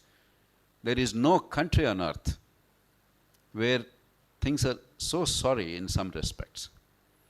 So my appeal, number 1, is you go to areas and projects because, if 30,000 crores or thereabout is what is spent annually on CSR, it's nothing for India's needs. So you can only do in some areas and some sectors. Let's make them impactful. Therefore, go to those areas where the people are willing to contribute 50% on their own. That there is ownership, because then they'll be thrifty, then they will govern better, they will execute projects swiftly, it will make a difference to their lives. Now you are going after them, you are chasing after them, administration or government or NGOs or corporates, you are chasing after them. No, make them chase after you. Provided the local government is actually held to account and it's given the authority to monitor the project. That's when you actually empower the local government. 2, there are 597,000 villages, actually 608 more, as per 2011 census. There is no country on earth that could build infrastructure and provide amenities to 597,000 habitats. It's impossible. It's a silly approach. We have to aggregate. We have to slowly move our population to small towns. Big cities are not enough. In situ urbanization is the key. Only about 3.7% of the total number of villages, they have more than 5,000 population. They constitute about 24% of the population of rural areas of India. If you add another segment, more than 2,000 population, about 19% of the villages, they constitute about 60% of the population. Now, my own preference is, because India desperately needs small towns, what is happening now is, as you know, there are 3 numbers I want each of us, I'm sure we all know, but we don't pay enough attention. Officially, 65% people still are in rural areas. Among large economies, the highest rural population. B, about 85% or more people are in the unorganized sector without any secure monthly wage. C, about 40% plus are still dependent on agriculture as the primary source of livelihood. All these 3 are extraordinary numbers for any large economy in the world, or any significant economy in the world. Any one of them is unique. All 3 together, there's no country like this. We are in a unique situation. Unless these 3 numbers are altered, unless we shift this population to non-agricultural occupation, unless we have urbanization in a sensible way, not merely, I see in my apartment complex or elsewhere, a poor Bihari coming all the way without a family, living here for a paltry wage. I don't know where the poor chap lives, what kind of housing, and if he has some kind of accommodation, how much is the transport cost, and if he has one day's fever or some other problem, who is handling the problem? Unless in situ urbanization, local urbanization, as close to your natural habitat as possible, within 10-15 kilometers, a small town with urban characteristics, urban amenities, so that your low wage and low skill, most of them are low skilled, they hardly have any skills. Therefore, it only can fetch you low wage, but that can sustain you, and you have the family and social support system. Otherwise, what's happening is, some of these people, all of them anyway cannot move to big cities. You're creating slums here, horrific living conditions, Urban poverty is growing dramatically, and it's absolutely mind-blowing poverty, much worse than rural poverty because there's no support system. It's a monstrous poverty system. It leads to more chaos, anger, and of course, the urban slums. Small town development, in situ urbanization. Therefore, my appeal is, therefore, the second point, put as much as possible into small towns, characteristic of small towns, 5,000, 10,000 population, which is a natural hub, which can grow into a bigger town, which is increasingly urban in the sense that more and more workers in non-agricultural occupations. The third point and last point is, what sectors? Anyway, you'll do education, healthcare, but skills. Unless you promote some skills, you can't give spectacular skills, but some skills for the low-wage, low-skilled people to get acclimatized to urban environment, get into urban work. It may be even small thing.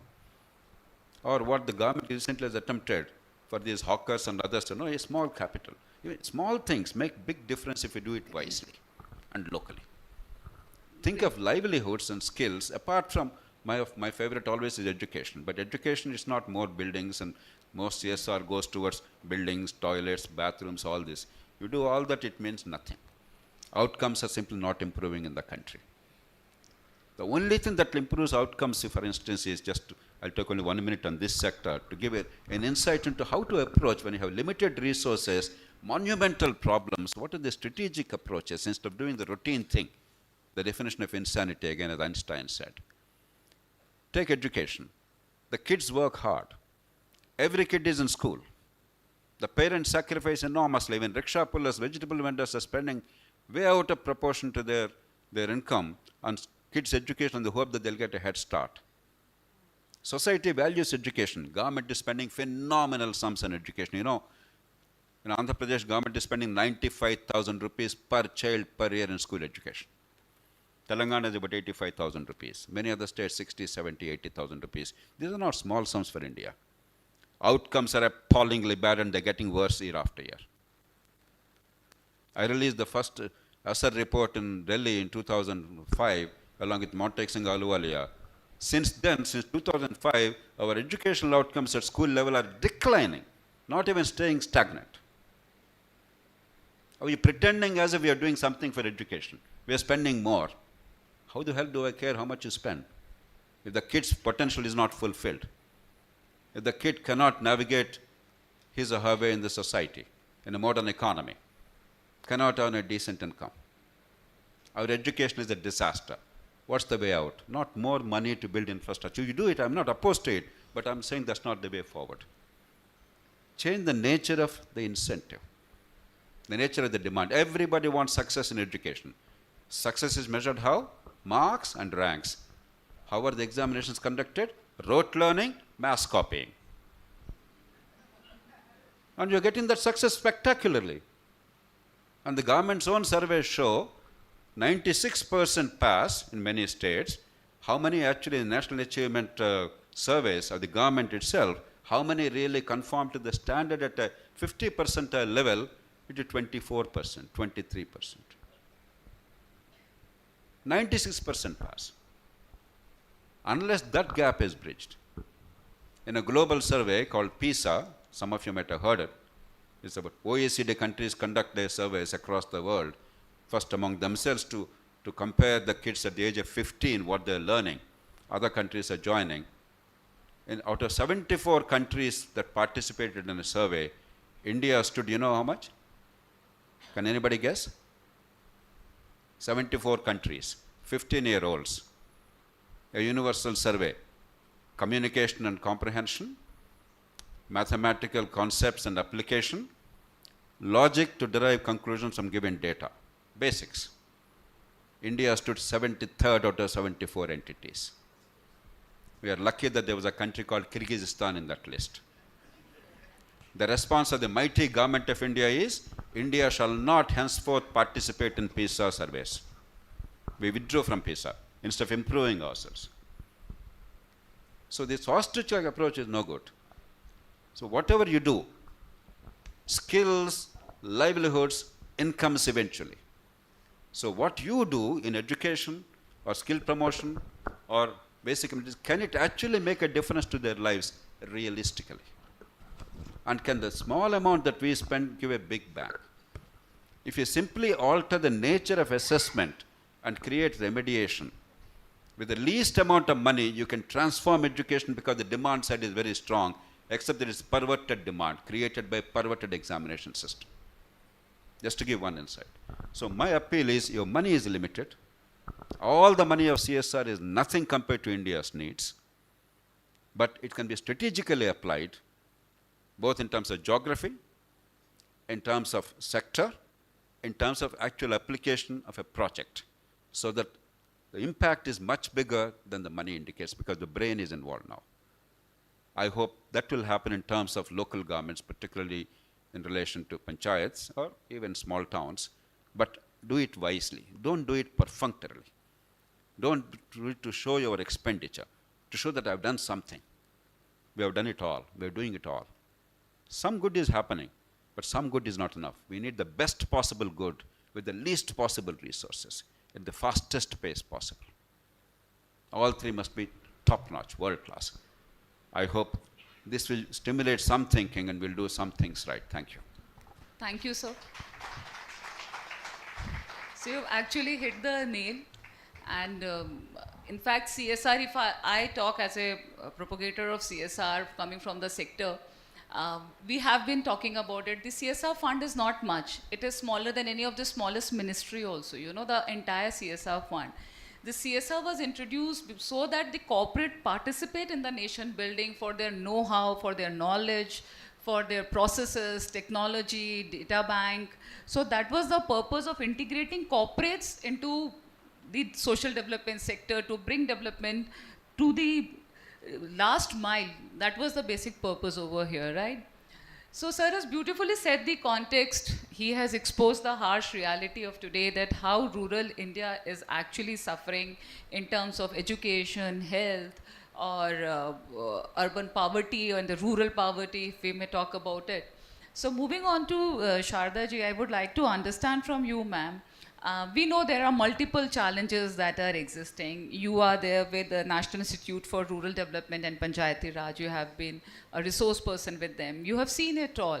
And of course, you also understand the entire CSR scenario in the sector with compliances and all. So I would like to understand, if we address the questions or the pertinent truths which sir took out, how can the various stakeholders, be it institution like NIRDRP, or the NGOs, the Panchayati Raj institutions and the corporates. So how can the various stakeholders come together, and how can we actually leverage the entire situation? So what roles do each of the different stakeholders play over here? Firstly, thank you so much for giving me this opportunity. See, change is something that is after us. Since the time we are in the womb of the mother till the date, it is the change that brings us. So change cannot happen with one hand. All the hands should be joined, whether it is the village or the villagers, Absolutely. or the government or the NGOs or the corporates. Everybody have their key role to play. No, any one role, it cannot be ignored, or cannot say that we can do without them. It is a convergent model that has to be done. I have been in this field of CSR activities for the past 15 years, and since 7 years I am the NRP with National Resource Person with NIRD. I have been visiting villages and also doing the assessment of the CSR activities that have been taking place. Unfortunately, it is not reaching the needy. In short, that is what. Why? Because we are not considering the stakeholders, whether it is the urban cities or the villages where the Gram Panchayats are there. They know the situation better. I may come, say and go, but the local leaders have an influence on the thinking process or the thought process of the villagers. If we go through them, or if we follow the, the structure, maybe it will be more influential in convincing the localites to change.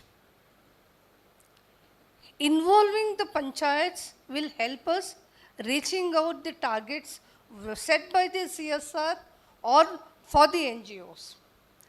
Now recently we are doing PRI convergence, PRI CBO, Panchayat Raj institutions and community-based organizations. My team working with NIRD is on food, nutrition, health and wash.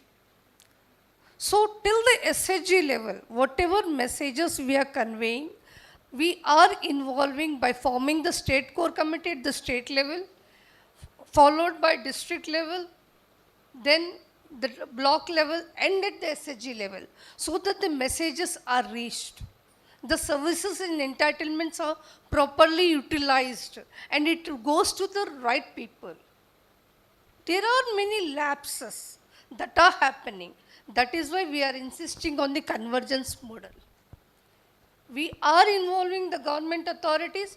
We are also involving the Panchayat Raj institutions to be a part of this change. And last but the bottom line is, we are focusing on SBCC, Social Behavior Change Communication. The change, till you don't change, we cannot bring the change that is required to be changed. Thank you so much, Shadaji. Definitely, the change is the key, and all of us have to participate in the process. And I'll move forward to Vikas, and I'd like to understand, Vikas, you have been working with the model villages. That's what you said when we spoke last evening, that you have been visiting these villages and identifying what are the indicators, what are the areas that these villages have been working on and how they have improved. So if you can share your experience and let us know for the PRIs who actually need some guidance on how to actually work along with the NGOs and also leverage the CSR, how can they also work towards achieving the status of model village or the smart villages as we call them? I'm sorry, because you have just 2 minutes or 2.5, 3 minutes to speak, because he has an entire session after this where he'll be sharing his experiences and the case studies. But yes, this is one thing I would like to hear from you, that what are those indicators that you would like these PRIs to follow actually? Over to you. When Prime Minister of India declared the new scheme is called Sansad Adarsh Gram Yojana, I was so fascinated. The Prime Minister gave a call for every member of Parliament to adopt one village for 3 years and try to transform that into a model village. So then I started studying all the model villages which are adopted by members of Parliament.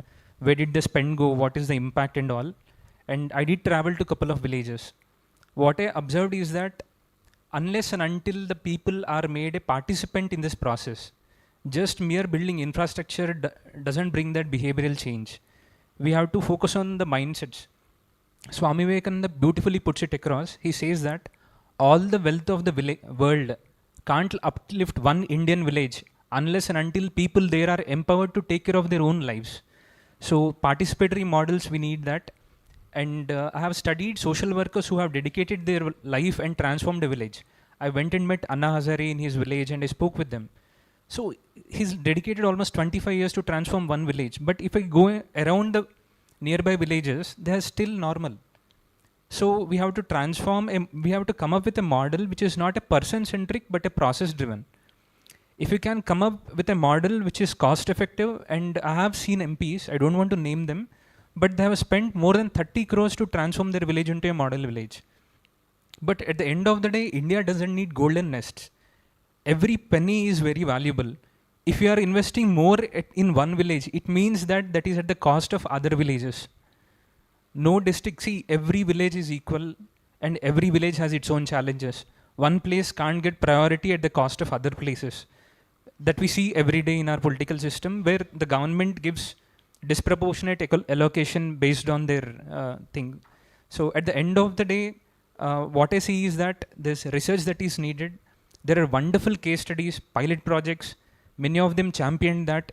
If we can understand that, document that, and come up with a cost-effective, scalable, replicable model, that is the way ahead.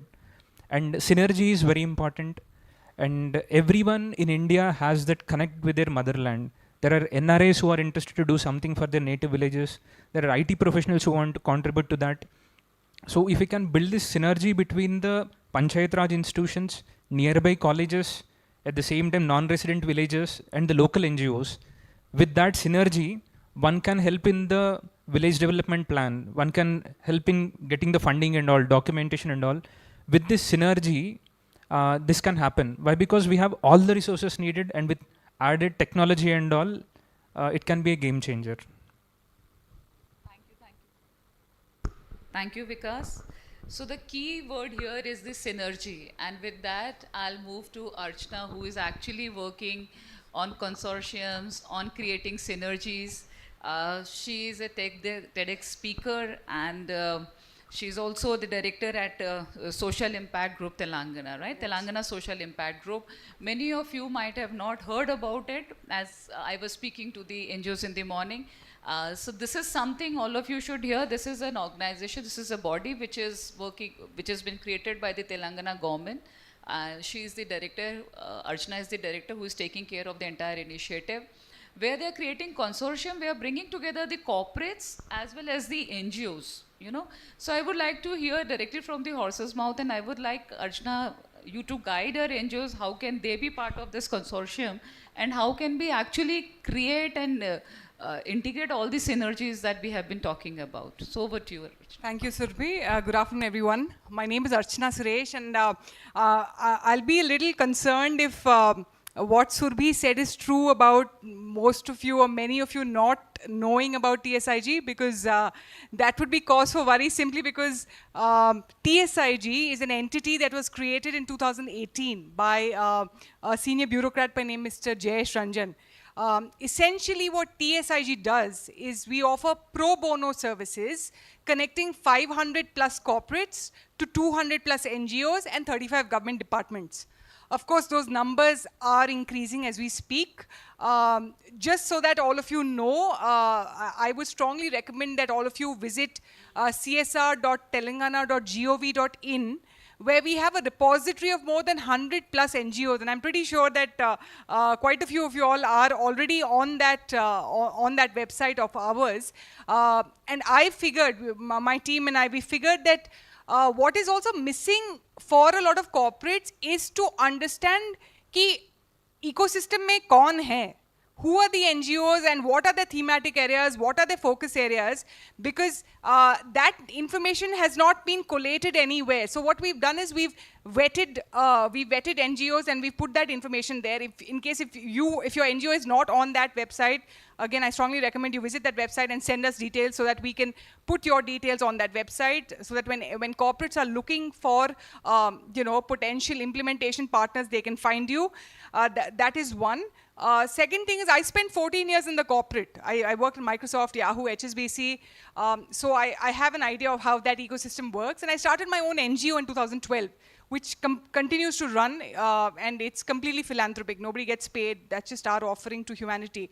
So I am familiar with how these ecosystems work. But what I've realized after coming into the government, and it's been about 3.5 years since I moved into this team, I report to Mr. Jayesh Ranjan, is that there are not enough bridges or channels connecting these different ecosystems. Right? Everybody is kind of operating in some silo in some form. And I'm very aggressive about opening up those channels or pathways so that corporates can work more with NGOs. And the whole objective behind me being here is to sort of urge you all to register yourselves so that when we pitch to corporates, because this is the way it works. Corporates come to us and say, हमारे पास, for example, 10 lakh रुपए हैं. 10 లక్షలు ఉన్నాయి మీరు ఏం suggest చేస్తారు but our thematic area is only health and nutrition. So then we will, depending on what the corporate wants, we tell them that, you all could either, work with, say, Nizam Institute, and there'll be this NGO that can implement it, or, this NGO is doing this work in this particular district. Maybe you all can do work with them. So I hope you'll are understanding what the role of TSIG is. We offer pro bono services. So we don't take a rupee from the corporates, but we make sure that those funds get deployed through NGOs into these different SDGs. Another quick point that I wanted to mention was, I think JP Garu mentioned upskilling as a very very, very pertinent, very relevant piece of development as we go forward. And TSIC, for example, I'm just giving you an example. GMR Foundation, for instance, has trained youth in Gadwal district, in Nirmal, in Asifabad, on different. I mean, they have about 17 areas where they can train you in refrigeration upkeep, or in mechanics, or in house in the caregiving and nurses in that space, in the medical space. So my point is, on the one hand, all of us here in this room have had some field experience.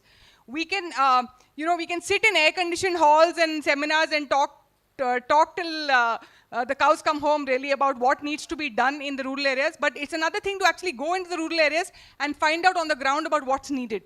So I'm a big proponent of that. Out of the 33 districts, I visited about 15, and again, I plan to, of course, go to the other districts. But I also find a breed of bureaucrats. IAS officers in these districts are very, very open to, implementing programs when they know that there is support coming their way. So, like Vikas also mentioned, the key word, the operative word here is synergy. We all have to come together, because ek jane se to kuch nahi hoga. We all have to work together collaboratively to move the needle. And I'm looking forward to some, to some valuable collaborations, fruitful discussions with some of you all today, because there's a lot more that can be done. And agar hum nahi karenge to kaun karega? So, with that, I think I'll wrap it up. Thanks. Thank you so much, Archana. So hope all of you register into the site she has mentioned. She'll be here with us. You can reach out to her. She was, the kind of work Telangana government is doing is commendable. Though I know JP sir has been talking so much about the problems, the issues that we have had, but I just hope, sir, you got some ray of hope from our three speakers that we have today here with us. To summarize, sir, we have most of our participants are from the NGO sector here today, sir. And many of them are also working in the rural communities with the Panchayati Raj institutions. So to sum up today's session, I would request you, what would be your word of advice to them? How can they actually catalyze this CSR scenario which is there? And how can they contribute to the rural? Won't it be better if we take a couple of questions instead of... Sure, we'll do that. We'll do that. They'll get... Okay. They heard us, no. Anybody having any questions? Yes, please.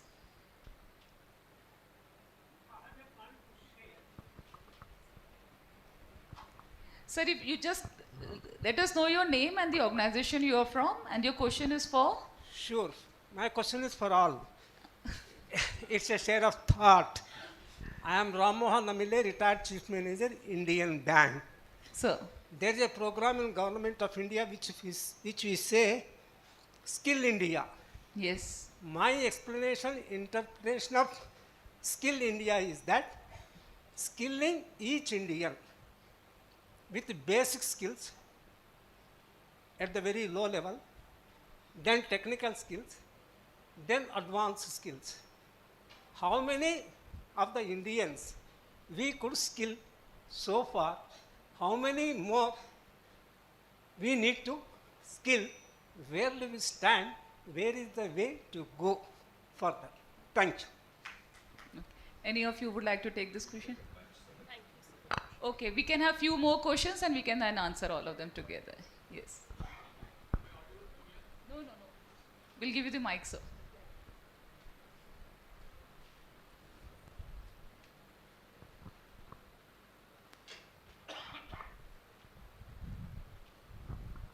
Yeah, my name is Mihir Pariyal. I'm a retired director from Skill Development Ministry, Government of India. So now I'm working with the HCLTech Foundation as Vice Chairman. So I've been traveling to different districts of AP and Telangana. So what I'm finding, especially in the skill context, because in livelihood promotion is one of our very key areas, the wage structure is one of the very big elements, because all the 37 sectors under skill development, we are trying to see the aspirations, we are doing proper mapping also, and trying to encourage the tribal children to come forward, and skill and all other institutions we can link because we have got a lot of contact. But what we are finding is, after 1 or 2 months, these people are leaving the things, they are not interested. One of the key reason is 10 to 12,000 per month salary after having a good skill I mean, at least basic level skilling, and that is not sufficient for them because they get the same wages from the labor, day-to-day labor works. So this is one of the areas of concern, one thing. Second thing is understanding the aspirations of the local youth. It is not just like that pumping in refrigeration, air conditioning or automobile or production engineering. It is ultimately has to be linked with the local population's aspirations and liking. This might say. And how can we go ahead? And how can we get the CSRs integrated with that? That's my concern. So, any other questions? Yes.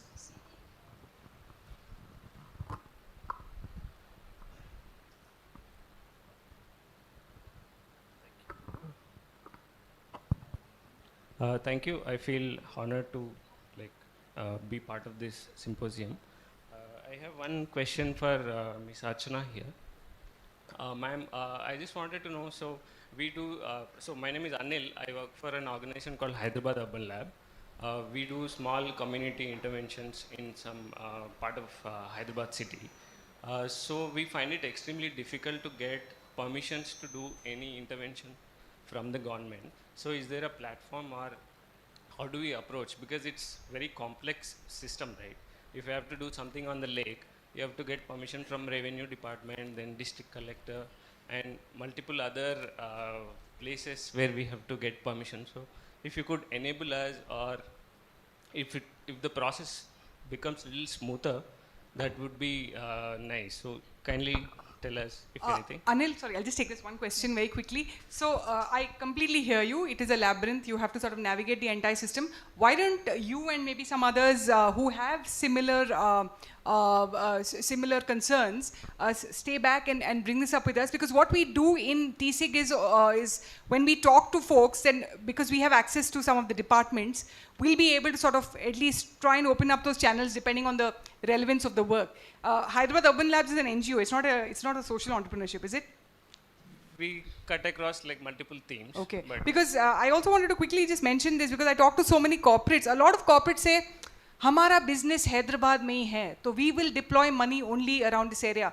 So the other uphill fight that I face is I'm nudging them, saying, "Asifabad lo AND, miru Badradi Kottagudam lo AND, because that's where the rural people are. That's where we need help." Hyderabad is sitting pretty with all the skyscrapers and not really. No, but I'm saying in comparison to when you go to the districts, you realize that there's a lot that needs to be done there.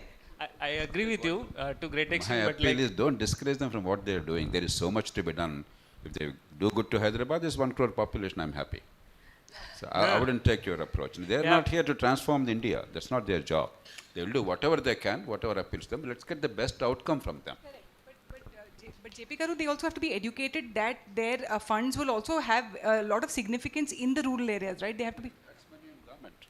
We elected a government for that purpose. We pay taxes for that purpose. I think we work on the urban poor essentially. So we're all looking for solutions here. I'm very practical about these things. There are these very we can have a lot of these armchair discussions where we talk about a lot of things that need correction, right? I mean, we've all had those dining table conversations, living room conversations. But the idea is to look for solutions. So, Anil, long story short, let us know where we can help. We'll do whatever we can for sure. Thanks for that. I have one more question for JP sir. Sir, you have highlighted about the other collaborative engagement CSR organization should do.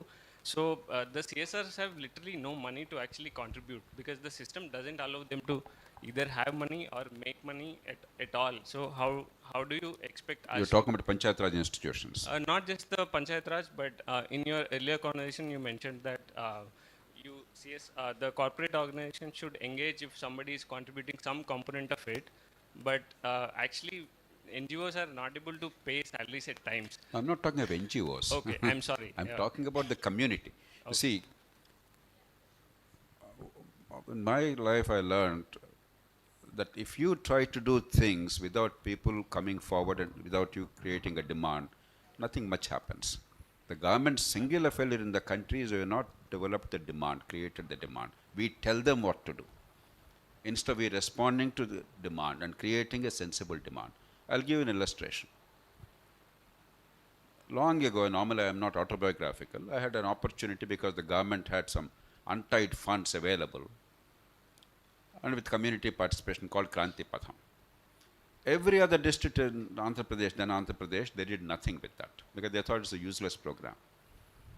You know, once you mobilize the community, designed it properly, involved the people, and encourage 50% participation from them. In this case, because it's an economically productive program like irrigation I've taken up, banks were willing to give loans. We did 200,000 acres in 2.5 years, and the government spent only about 18 crore rupees. Rest was bank loans or personal money. Every rupee of the bank loan was repaid well ahead of schedule within 2 years, without a rupee's default. And 100,000 families came out of poverty permanently. If you want to do it as a government project, the cost would be 10 times higher, the time would be 10 times more, the benefit would be 1/10, and people forget all about it. That's all I'm saying. Generate a demand, make them partners, and design them properly, empower them, and be selective because, after all, you don't have the obligation like the government to spread yourselves thin. You go to areas where you can make the most impact and have a strategic impact so that it can be scaled up by others or you later. That is the approach, because you and I can't solve all the problems, but you can really reshape the way things are done. That's why education I mentioned, if only you improve the assessment properly, because everybody wants success, everybody wants education. They don't know what is the meaning of education or what's the meaning of success. They're all performing according to certain standards set by some idiots. You help change it, you change the behavior of 27 crore kids of India in schools, and their parents, and the teachers, private sector, public sector, managements. The country is changed. So I'm asking you to think strategically, because we don't have many resources as a country or as NGOs or corporates. Unless you think differently and make people partners and alter the incentives, things won't work. Just one word about PR institutions, because what some of the comments are related to the local governments, in my comments at least. You know, one of the saddest things of India is our pretense that there are local governments. Our 73rd, 74th amendments, I'm sure some of you spoke eloquently and passionately about them. It's a bogus. It's the most overstructured, underpowered institutional mechanism in the world. The American Constitution, with all the amendments until now, has 4,700 words. 73rd, 74th amendments, 7,700 words. 7,700, but said nothing. How a panchayat should be elected, very minutely recorded in the Constitution. Zero about empowerment, zero about accountability, zero about their genuine resources. So, you know, this kind of tamasha. That's why in the earlier era, when panchayats had no constitutional framework, there were 28 powerful chief ministers who came from local governments, and several cabinet ministers at the national level. Post this, I only have one name, Devendra Fadnavis, who was a mayor, who became a chief minister. There's no single other person, unless you name Stalin, who was a mayor, but nobody believes that Stalin became chief minister because he was a mayor. Right? So, the proof is in the pudding. The proof of the pudding is in the eating. We know what's happened in 30 years. You can't change it, I can't change it. I tried my absolute best to change that architecture. You and I can't change it now. That we'll see it different. But at least find strategic areas of intervention in local governments, looking at India's needs and local government needs and democracy's needs. And the word synergy, convergence came repeatedly. Use that skillfully. Then your brain power magnifies your resources and outcome. And the country will be better off. And Vikas mentioned, no, Anna is a great friend of mine. But that's not the model. If one human being with enormous moral authority spends a whole lifetime to moderately improve one village, now where do I get 600,000 human beings of that caliber willing to sacrifice? Why should they sacrifice? So process driven. Altering incentives. A good policy is something that alters incentives, therefore alters behavior, therefore that alters outcomes, and that can be scaled up. My appeal is be part of that. Rethink. We're all doing routine things. There is enormous passion in India in the NGO sector. I really know all of these people, their moral strength, their sacrifice, their love for the country. I'm only saying, don't ignore the brains. Without that, all this is wasted.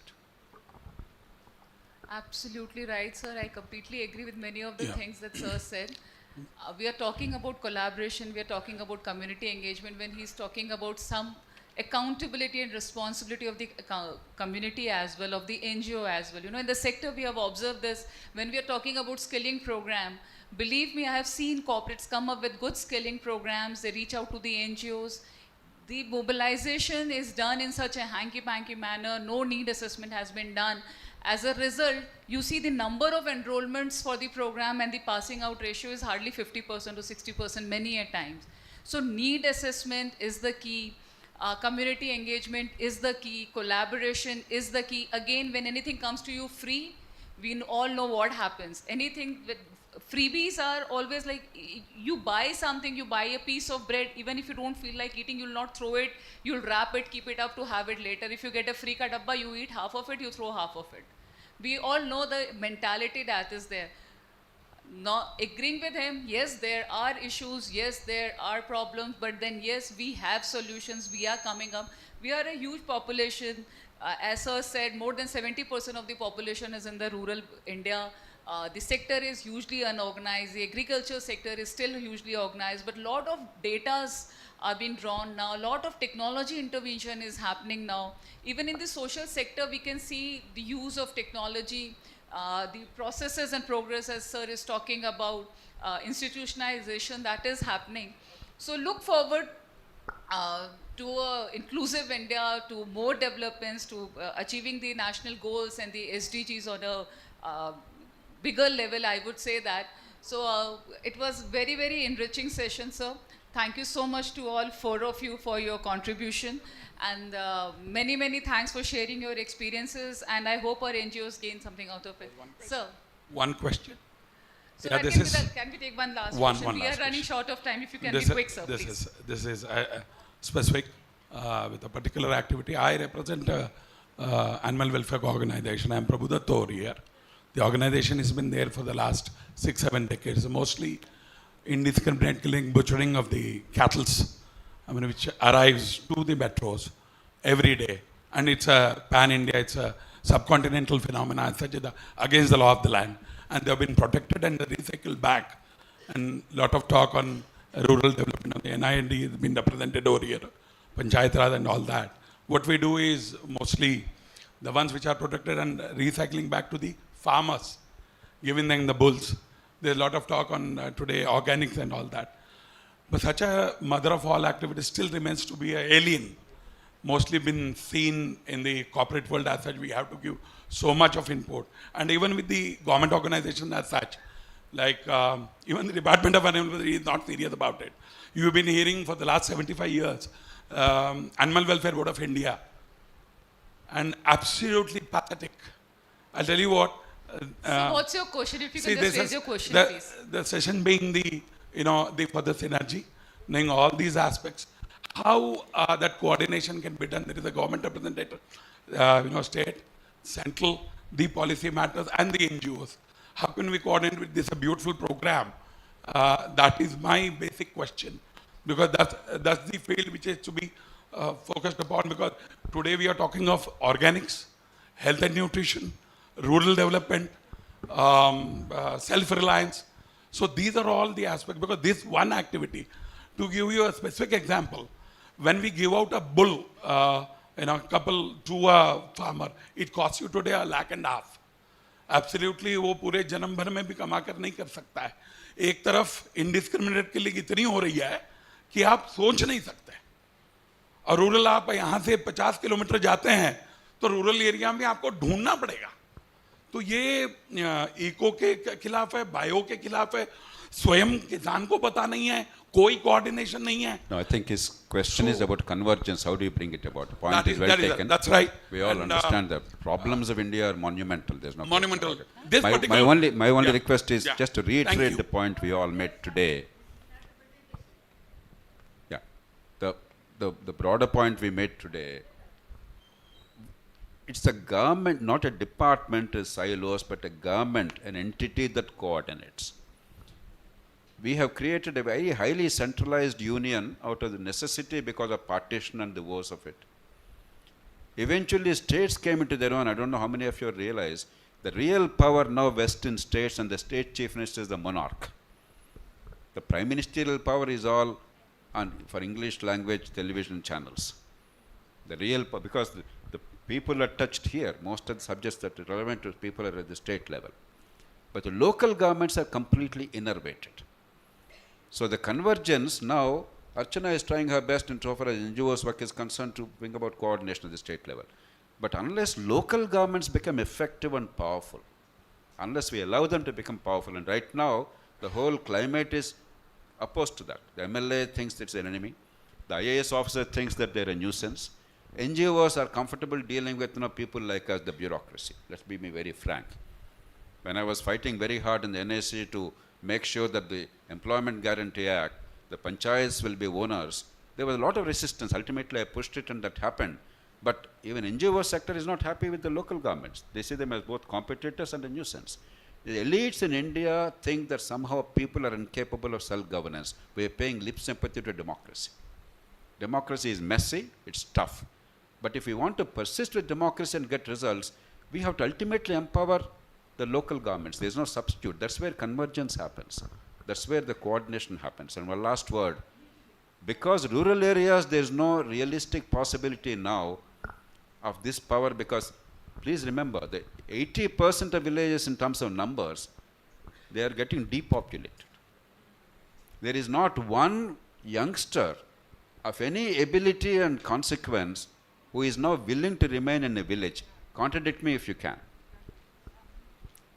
Therefore, unless we allow in situ urbanization in an organic manner, reimagine urbanization and local governments, that's the plea I'm making. I thought I would use this platform because this is not discussed in the country. We are very superficial. Only Abdul Kalam talked about creating urban amenities in rural areas. Pura, he called it. But we have to go deeper and really look at urbanization model and link rural with urban areas and then empower, because hopefully urban areas people pay taxes. Therefore, they are unhappy that the amenities are not good enough. You can generate some public pressure. Rural, we made them mendicants. The proud rural Indians, self-reliant rural Indians, we made them mendicants today. I grew up in a village when the Indian rural villages were poor and yet proud, self-reliant, despite inadequate resources. Today, they may be more means, but they are now mendicants. They lost self-reliance, they lost pride, they lost leadership. Let's be truthful.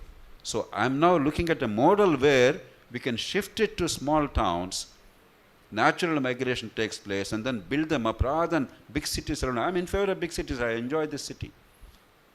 Don't mistake me. But that's not enough. We have to build small towns for low-skilled people. Somebody talked about skilling. Wages. There's no way our wages can dramatically increase. It will take time. Low productivity, low wages cycle is inevitable. So the only way you can slowly increase wages is productivity, skills. The only way you can sustain low-wage population is small towns. You touch anything, we come back to this again. You have to look at our rural-urban areas in a much more comprehensive and holistic manner rather than separate silos. That is, I think, the central message. And I hope, please think about it. Let's not do things perfunctorily as we are doing. So with this, we'll end this session. Sharda ji, Archana, Vikas, all of them are here with us. You can raise your questions with them. You can discuss with them over the lunch. They are open to it. That's why Sharda also mentioned to me she would like to speak to you, sir. You can definitely connect with her over the lunch over here. Right? Thank you so much for each one of you for your active participation. I know there's so much has to be done and so much is being done. Next session, Vikas will be talking more about the various schemes, plan, programs that the central government already has, which are yet to percolate down the rural India.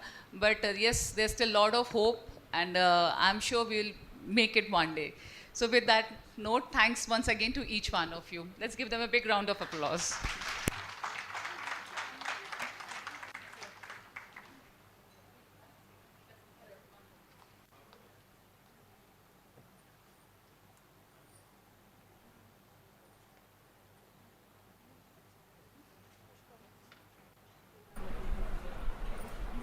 Yeah.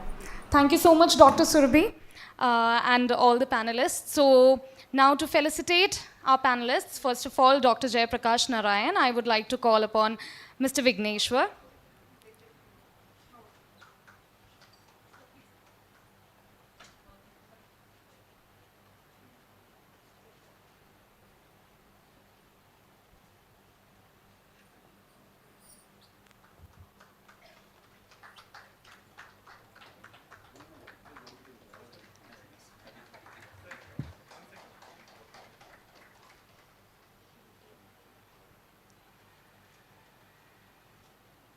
Thank you.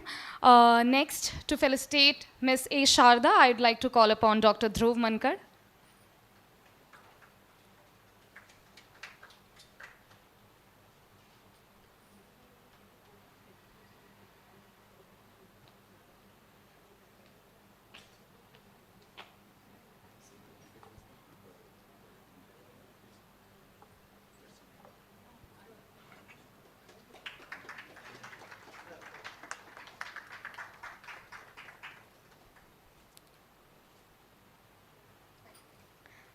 Thank you, Dr. Dhruv.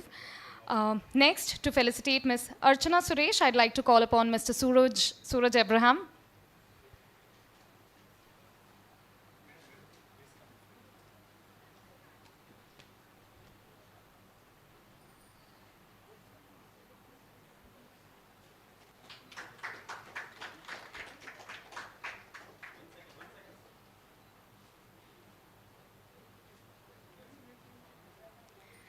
Next, to felicitate Mr. Vikas Katragada, I'd like to call upon Mr.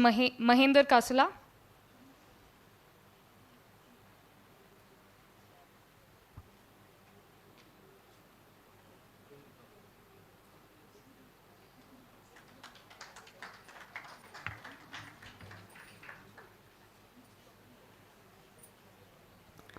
Thank you. Thank you so much, all our esteemed panelists and our moderator, Dr. Surabhi. As Dr. Surabhi already mentioned, that they will be here the whole day, so if you have any questions, you can reach out to them during the lunch, especially during the lunch hours. So next up, we have a motivational speaker, Mr. Vikas Katragada, Social Impact Consultant, to talk about the critical role of NGOs developed India, vision, values, and velocity.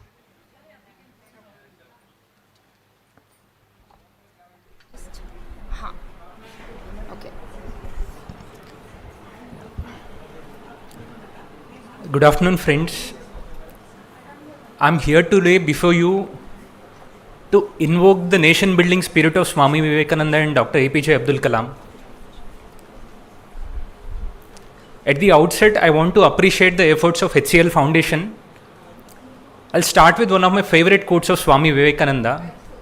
He says that, "Though my capital is small, I am exceedingly bold." I repeat the quote again. He says, "Though my capital is small, I am exceedingly bold." I see that happening with HCL Foundation. JP sir rightly mentioned that India's budgets are huge, central budgets and state government budgets. When compared to that, the CSR budgets are very small. But you are giving that thought leadership by organizing such symposiums across India in multiple cities and bringing that right amount of churning within the society. The need of the hour today is disruption happening in civil society. Disruption has been happening in the startup space. We are seeing startups like Swiggy, Zepto, Olas, all of it are coming. They are not coming from giant corporates or something like that. These innovative startups, big impact startups are coming from spirited youngsters. Majority of them even first generation entrepreneurs also. Similar disruption is overdue in the social impact space. The way we are conventionally thinking, okay, let us allocate this much budget to education, this much budget to healthcare. We should come out of the box and come up with that innovative approach to solve the problems. With technology, this is very much possible. I want to touch upon a couple of case studies. Before that, I want to give you an example and an analogy. The life of a social worker and an NGO, I want to touch upon that. Suppose we are a group of 4 friends sitting here. Similarly, we are 4 group of friends sitting and observing a road, discussing about nation and everything. Suppose we are observing the road and interacting. There's a pothole there. A vehicle came and fell down there. They got injured. First among us, they rushed to the site, took them to the hospital. The second person thought, "Arey, this is not visible in this dim light. Let me go and fill that pothole. Is that good or not?" The second person is trying to go and fill that pothole. The third person says to the second person, Just raise your head and see how many potholes are ahead of you and behind you. How many of you can fill? I'll go to the GHMC and I've taken pictures of what has happened earlier, how badly they are injured. I'll go and discuss with GHMC and ensure that this pothole problem is fixed. They go with an emotional appeal to make to the GHMC. The fourth person, what they say to the third person is that even the government and the municipality, they know that this is their work, but the situation is like this because there are no proper checks and balances. There are no accountability measure in the system. There is no grievance redressal in the system. Let me figure that. Whose work among these four is important? Everyone's work is equally important, right? Trying to reach out to the person who is in need and trying to address that individual need. Someone else addressing that individual one issue in silo. Someone trying to understand that this is a common issue across. Let me address it through the system. And the fourth person trying to address the gaps within the system itself. And if you keenly observe, these four different people are not four different individuals, but the journey of one individual over a period of time. Initially, in the case of education, with a passion, a youngster, someone from the family says that, hey, you are well educated, someone in our family is not focusing on education. Can you interact and motivate them? We try to give a pep talk and try to motivate them. Then over a period of time, we understand that if we can go and do the same thing in a school, more number of people will be benefited. We go and do that in a school. Then we realize the scenario is the same in all the schools in the mandal. Then we try to reach out to a mandal education officer and we try to do some initiative with them. Over a period of time, over years, we understand that that is the same scenario across the state. We try to reach out to the education department. So the more you are passionate and the more you go deeper into the social work, there's an ocean of work that is out there. A lifetime is very small to address even a small fraction of it. Unless and until we combine forces and address it as a whole, it is very tough to address. When I was asked to pick a topic for the session today, I chose this theme, critical role of NGOs towards developed India, vision, values and velocity. What actually is developed India is what I want to touch upon first. When we see India today, we see newspaper articles saying that India is the 5th largest economy. And there will be another article saying that the digital payments is like no other country in the world, not even the developed economies. We are so good in that. We hear about inspiring articles of ISRO sending satellites on a monthly basis, which we are all proud of. We see our Indian team winning the World Cup and we are global champions. We see our Indian films reaching out the global arena. So on one side, we see this thing and we imagine that India is like moving fast ahead, all of it. But COVID was like a mirror to all of us. It showed us the other harsh reality of the day. If for whatever reason, if our day-to-day operations are stuck for just a couple of weeks, just imagine how many millions were on streets. So this is the harsh reality. As JP sir mentioned, growth as a tidal wave lifts everyone up, but not everyone equally. Especially what I feel is that post-economic reforms, where with focus on information technology and more so in the service sector, we were able to achieve 8% growth, 7% growth on a consistent basis. But we were unable to achieve that inclusive growth. We were unable to achieve that sustainable growth. After this liberalization, globalization and privatization, invariably the attention moved to cities, mega cities. But that took away the attention from the rural India.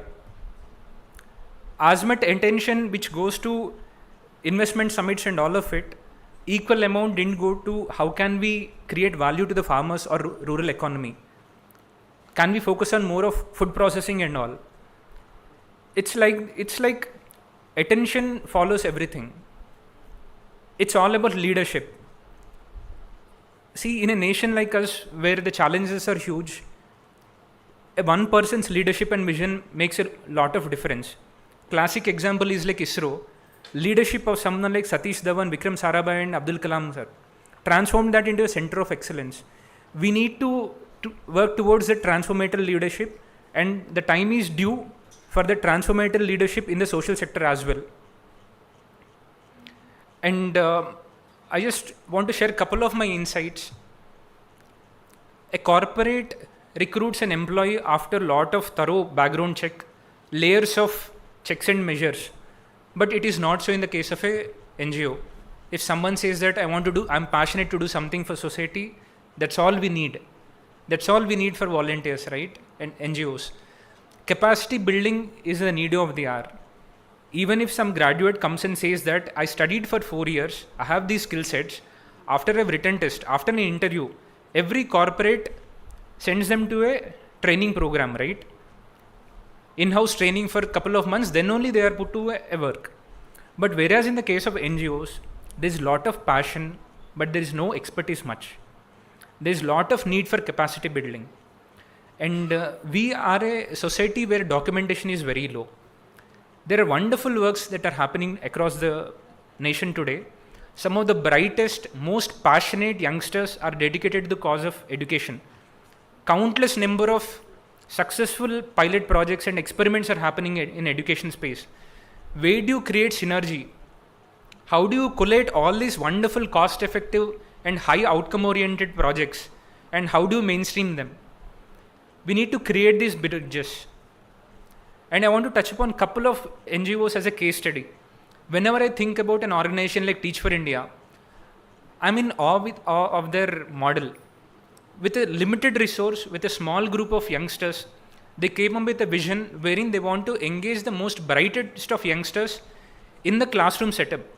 Government school and low-income private schools. They want to give that real-time dynamic exposure for these youngsters so that a majority of them are continuing back in the education space. If I look today in India, every district in some capacity has a Teach for India fellow working. You name every state education ministry, there will be one or the other Teach for India guy working there. From here to the level of Niti Aayog. We need to come up with this design thinking models. Passion is good in social impact space, but we need to come up with this design thinking. And with little effort, how can we maximize the impact? We have to come up with this thing. I have another example called Pratham.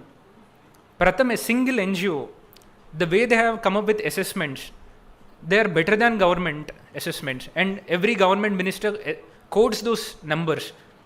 Asar says that this is the improvement, this is the reality and all.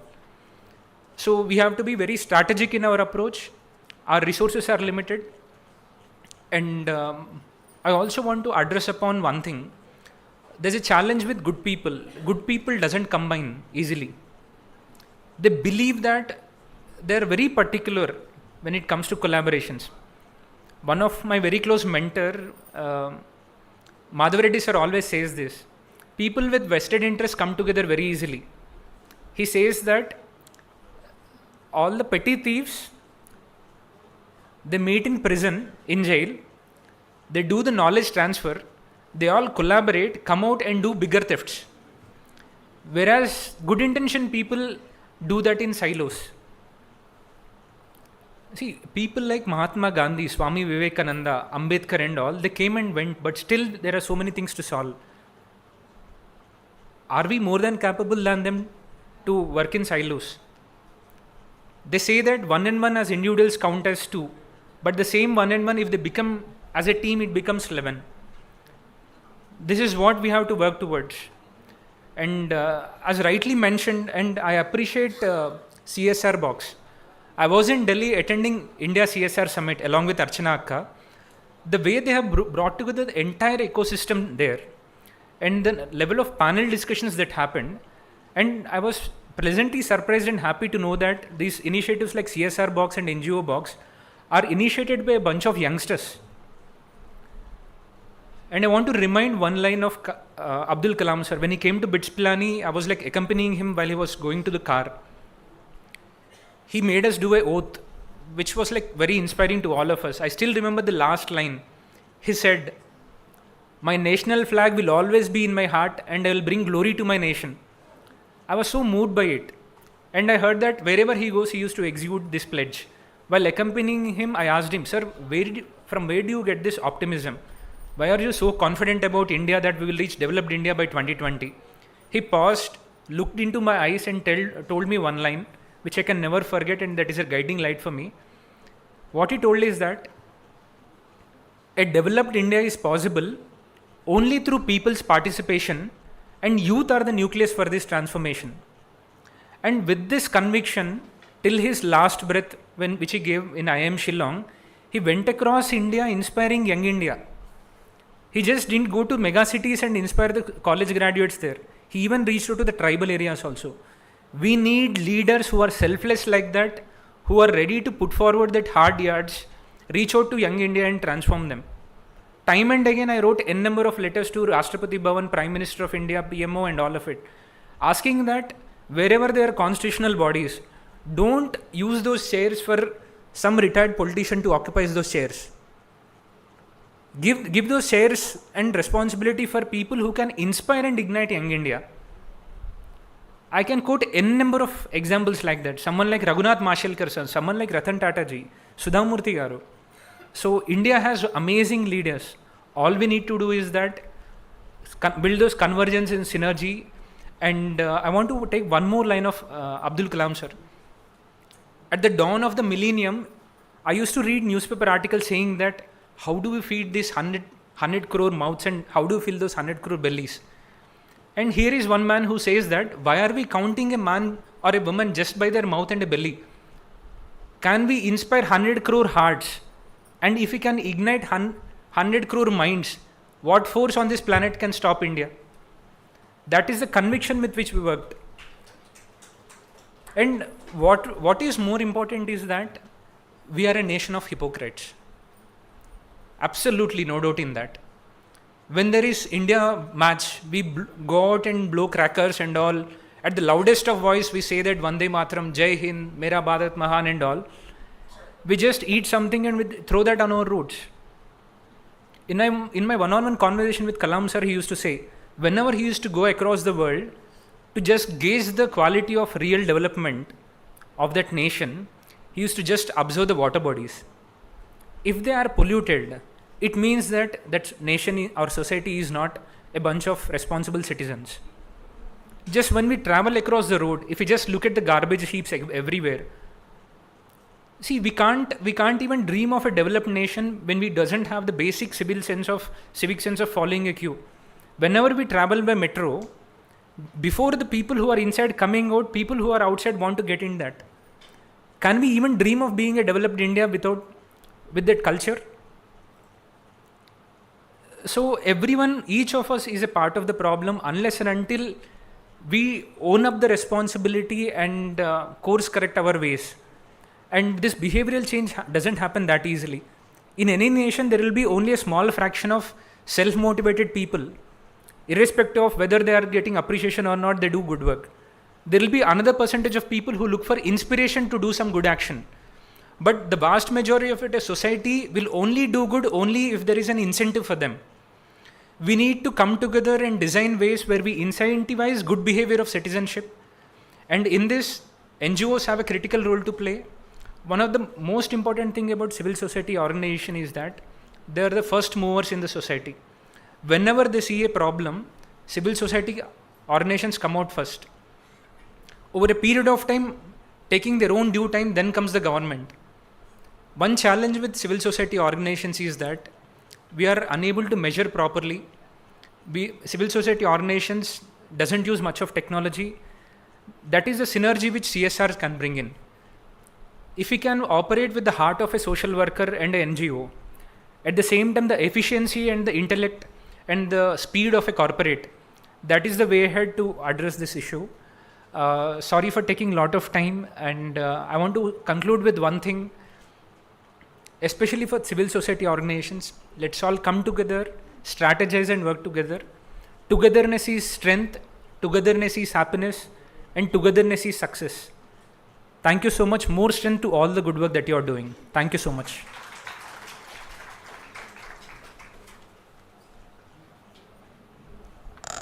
Thank you, Mr. Vikas. Those were some truly inspiring words. Now, much awaited session is up next on the whole application process of HCLTech grant and what it entails to be a recipient. We thought it would be better that you hear it from our very own HCLTech grant team. I would like to call upon Mr. Robin Thomas, Group Manager, HCLTech Grant, to lead the session on the grant process.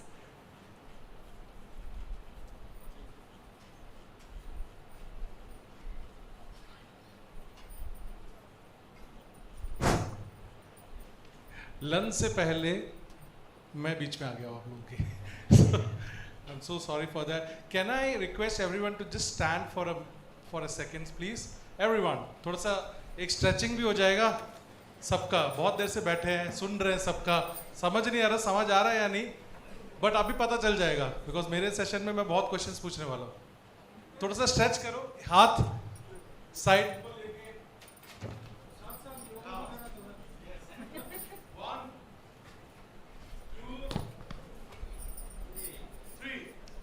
हाँ बस इतना ही कर लो okay please sit thank you so much you know अब जो लोग बाहर गए ना उनका बहुत बड़ा लॉस है. अब वो कैसा है मैं अभी आपको बताऊंगा. बिकॉज ये जो सेशन है I am going to focus on how to write a good proposal. कितने लोग चाहते हैं कि ये सेशन आप लोग सुनना चाहते हैं? How to write a good proposal. काफी लोग को पता ही नहीं चलना है, इनको चाहिए ही नहीं. हम तो लिखेंगे, अच्छा ही लिखेंगे. Very good.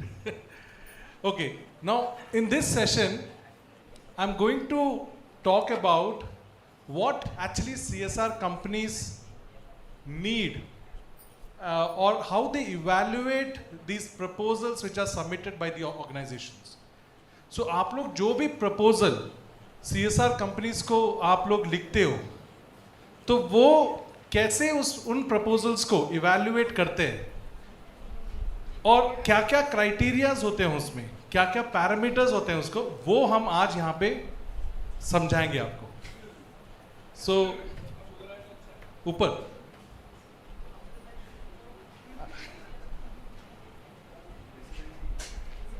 ओके मैं अब मुझे थोड़ा डर लगने लग गया. वहाँ आपके साथ ज़्यादा कनेक्टेड था. बट एनीवेज यहाँ मुझे ऐसा लग रहा है कि मैं बहुत ऊपर आ गया पहाड़ के और आप लोग सब नीचे बैठे. बट ओके सो कितने लोग समझते हैं इस आज ये रूम में बैठे हैं? आप लोग अपने आप को थोड़ा सा इवैल्यूएट करके देखिए. अच्छा इंग्लिश और Telugu. Okay, how many of you can tell me that they know how to write a good proposal?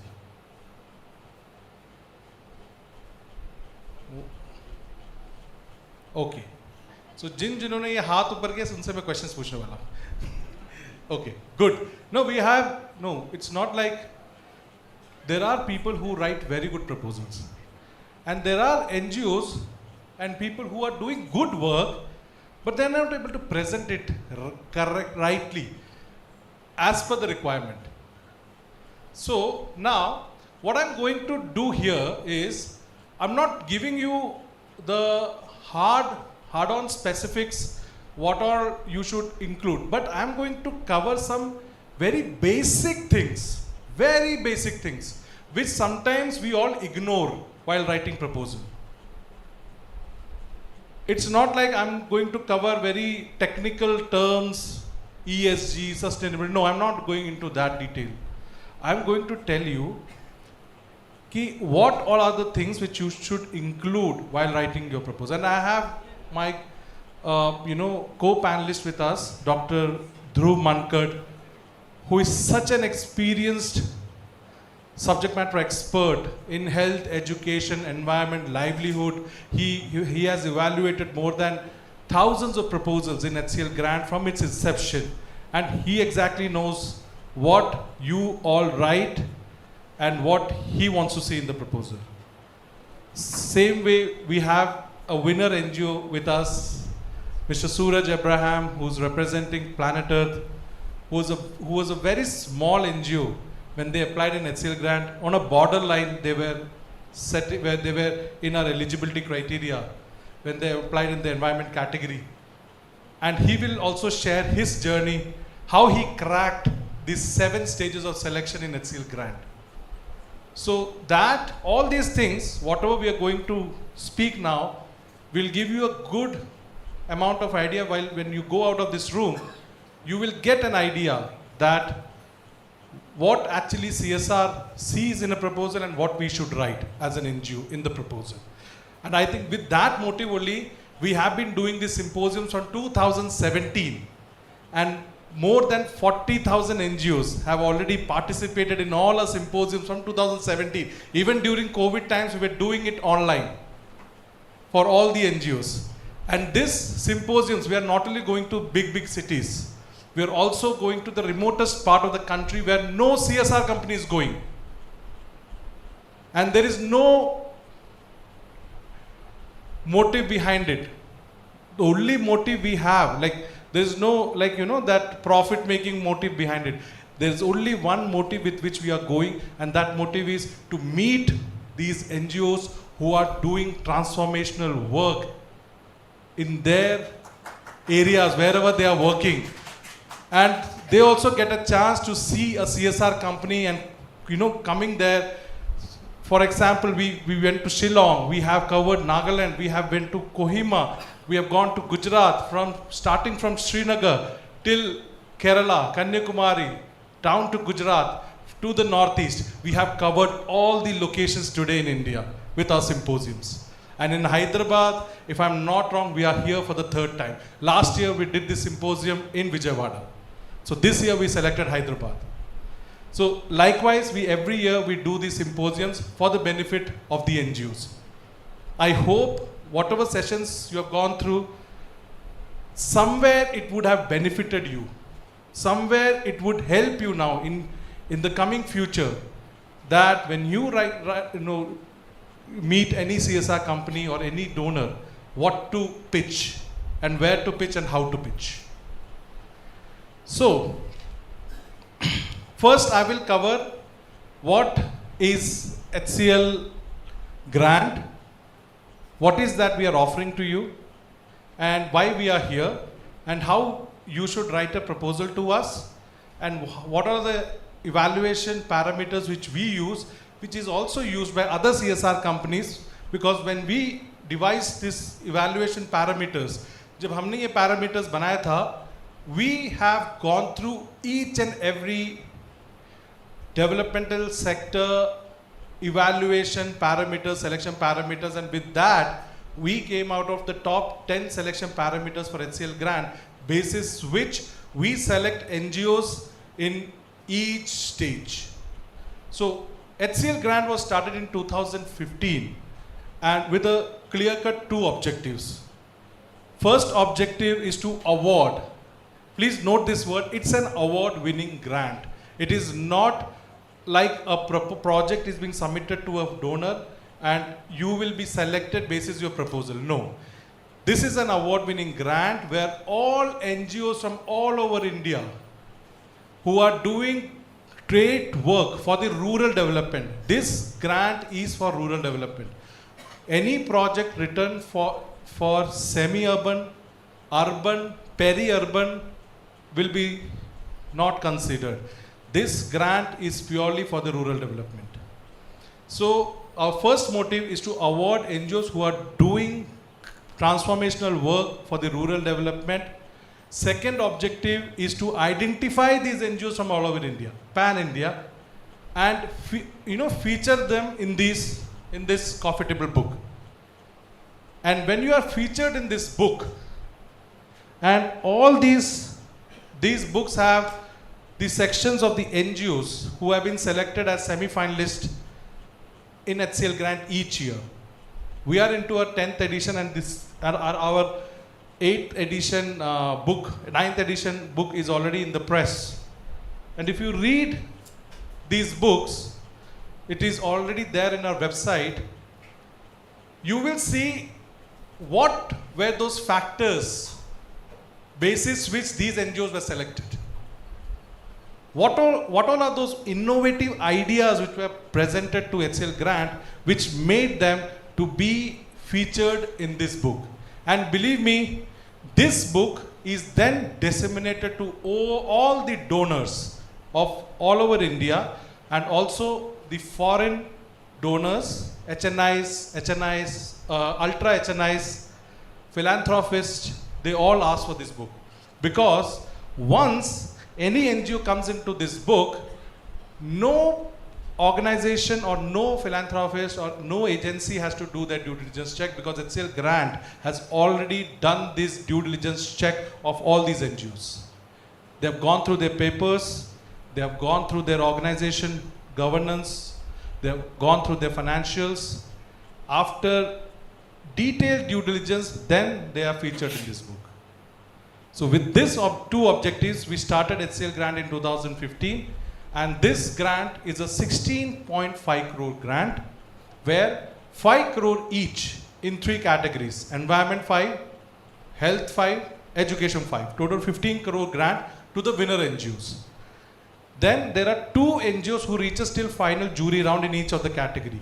So there are 6 finalists in 3 categories. So they receive a grant of 25 lakhs each for a 1-year project, which makes it a total grant of 16.5 crore. There is one question which every NGO asks to us: can we put up a proposal for 25 lakhs? हमें नहीं चाहिए 5 crore. ऐसा नहीं है. That's not the thing. If you apply for 5 crore, when you reach till jury round, then we ask you to send us a 25 lakhs proposal to all the 3 finalists. We don't know who will be the winner, but all 3 finalists will give us a 25 lakhs ka proposal. So once the winner is announced, 5 crore grant ka or proposal we already have, they get a 5 crore grant. 25 lakhs, the fresh proposal which we get, we give you that grant to you. So that's how this entire grant model is. It's a 16.5 crore commitment. And India today, we are so proud to say that we have already committed more than 152 crores in these last 10 years. And these NGOs who have won this grant, I think if you go outside, you will see the names of, there is a standee which is there, you will see the names of all these NGOs. You will see some big names, you will see some mid-cap NGOs, you will see small NGOs also. So there is a perception in the mind of people, नहीं ये grant अगर है तो बड़े NGOs के लिए, ये perception आप निकाल दो, first of all. This is not a grant basis the size of the organization. This is a grant which will be decided by the jury, the sub-jury, the SMEs who evaluate this proposal, and we have a governance partner, Grant Thornton, who is the auditor who checks all your financials. All these things they check not basis your size of the organization, basis the idea which you have put in. How transformative and how innovative, how scalable, how replicable, how sustainable is your model, that will decide who will be the winner of the grant. Now, every year when we do these symposiums, when we started this symposium in 2017, our eligibility criteria in these 3 categories was 1.5 CR in all these 3 categories. And when we were doing symposiums, many NGOs told us, sir, we are from the, and this is, since it's a rural grant, we are from the remotest part of the country, working for the remotest part of the people, the beneficiaries. And we don't have that much financials with us to participate in this grant. We took all those feedback. And in 2018 I guess, 2018 we reduced the eligibility criteria for the environment NGOs to apply from 1.5 CR to 1 crore. Now, this year, after 5 years, like after 2018, I think it's been 6 years, and we have been doing this symposium, and there were regular feedback, and we were also going to our management to reduce the eligibility criteria for health and education as well. So in 2019 or 2020, our management decided to reduce it to 1 crore for education and health. Only 50 lakhs they reduced. But understand the dynamics. Here, when we do these symposiums, we take your feedback, your inputs, and we go back to our management, and ultimately it's the management who has to decide. The board, the CSR committee board, who has to decide. I am representing my director, Dr. Nidhi Pundi, who's our CSR head. And when she goes into the boardroom with our proposal, it's the decision of the board, the CSR committee board of a particular committee, to decide whether they are ready to reduce this eligibility criteria. So we reduced for the environment category in 2018, then we reduced it for the health and education from 1.5 to 1.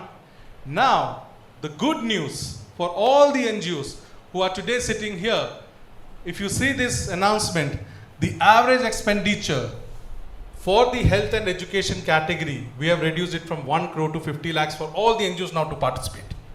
Now you are in the competition. All NGOs who have 50 lakhs, you are also in the competition. And don't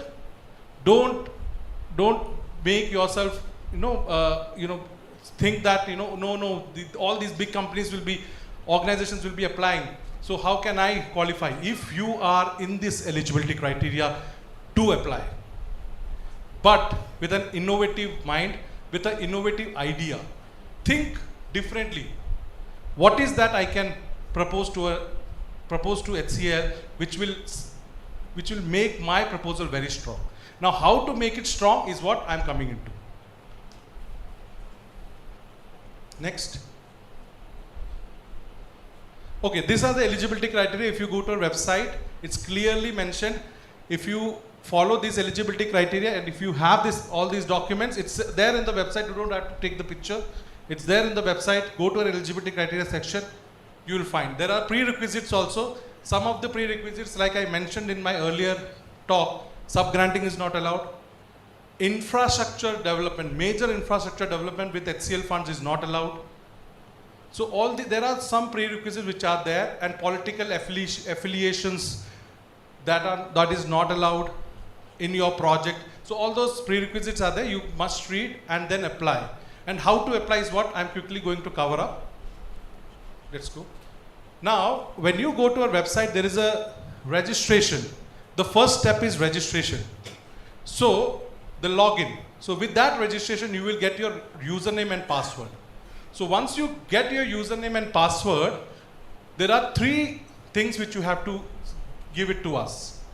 One is the organization concept note. Am I audible to everyone there in the backside? Are you listening to me, everyone? Great. थोड़ा response करते रहना, ऐसे थोड़ा server हिलाते रहना, तो पता चलेगा. You are listening to me. Okay.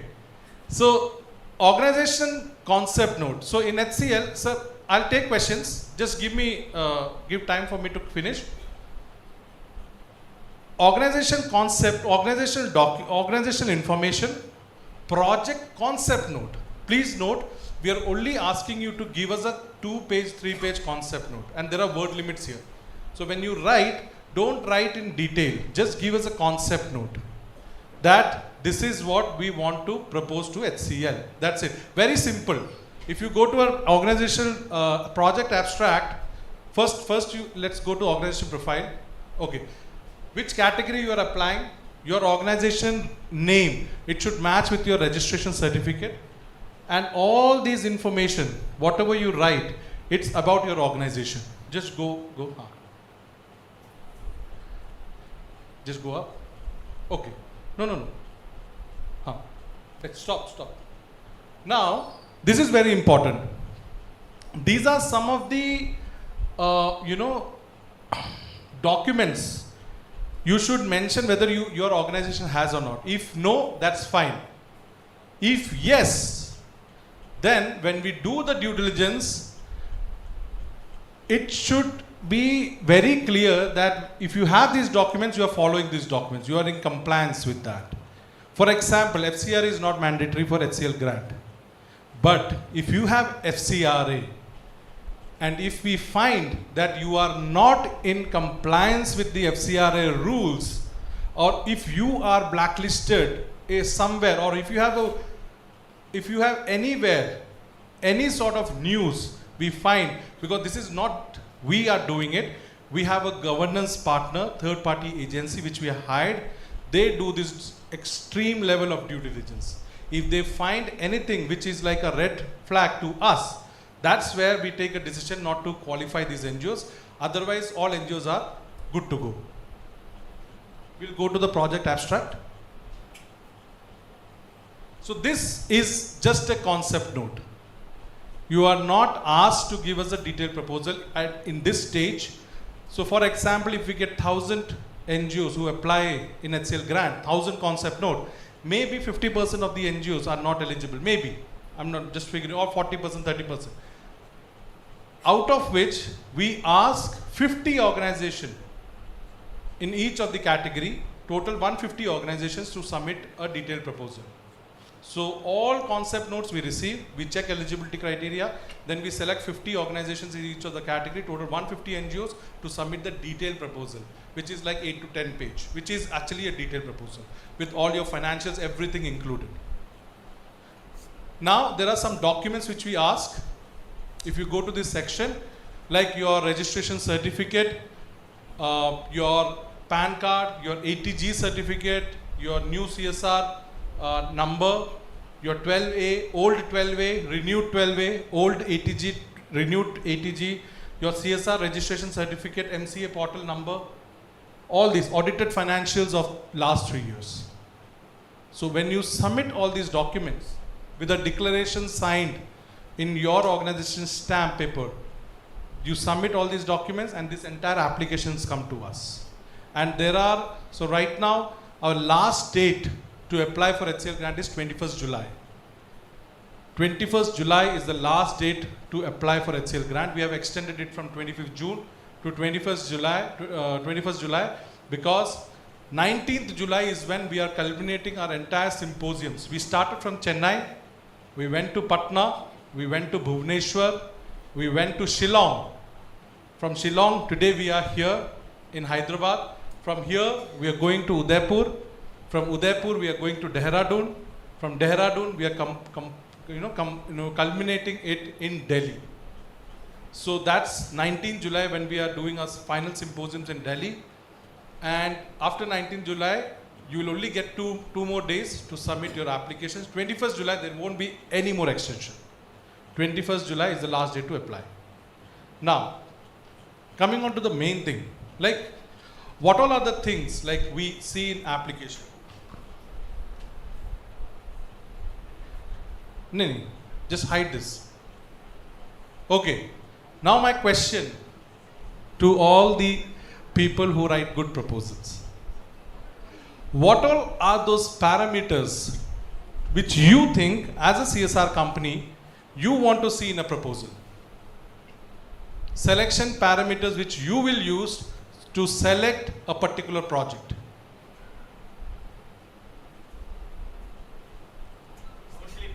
Social impact factors. Sustainability, very important point, sustainability. Tangible results, very good point, tangible results. Sustainability, what is the impact you are going to, social impact you are going to bring in the proposal? Huh?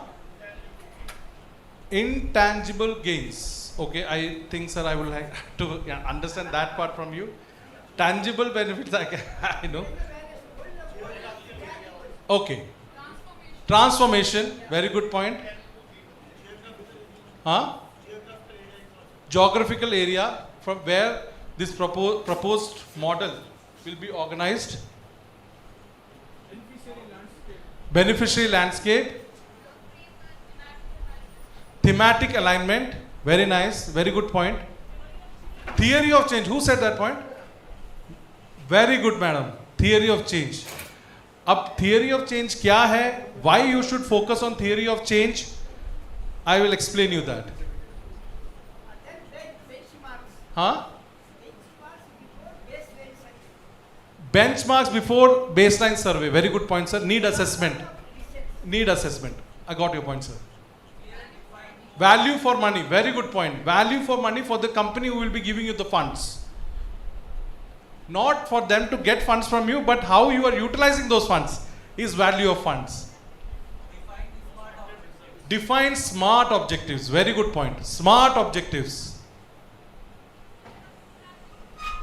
Please, what ma'am? Understanding of the challenge. Very good point.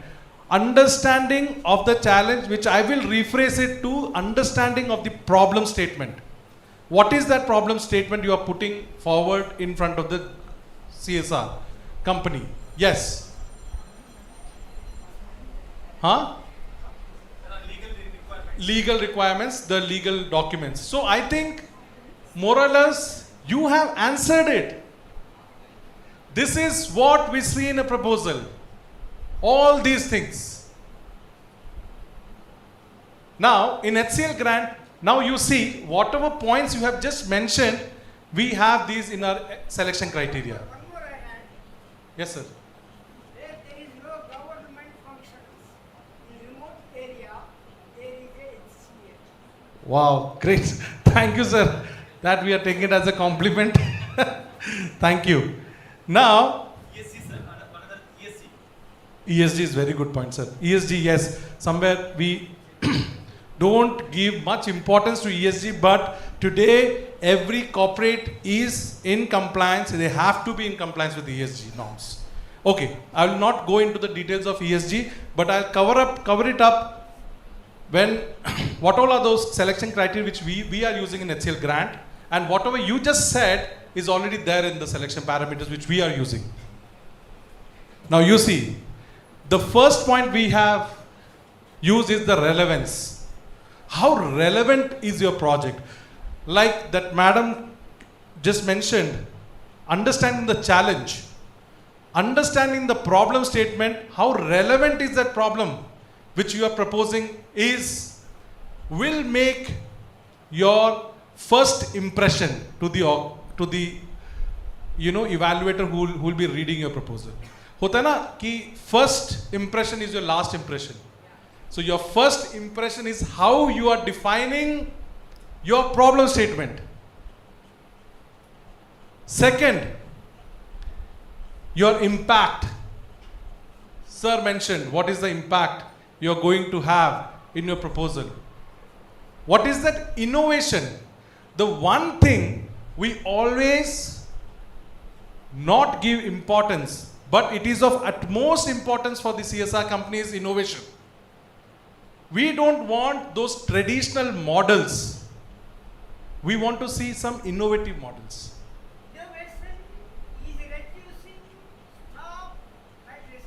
Yeah. Innovative models is what we want to see in every proposal. Every CSR company tries to find innovation. What is that one innovation you are pitching in your proposal? How strong is your proposal in comparison with the government projects which are already running? I'll come to that. That's very important point. How you leverage government funds and resources for your project, which NGOs are lacking today, which my fellow SMEs and the panelists will also explain you. The sustainability. When we, recently NGO Box, CSR Box also has done a survey, and some of the factors which have come in when the team did a survey on all these NGOs, more than 50% of the NGOs, they are lacking in this area, sustainability. They just are putting up a proposal where they see a fund. Okay, that fund is there, 5 crore HCL is giving for 4 years. Okay, after 4 years, what is your sustainability strategy is what CSR companies wants to know.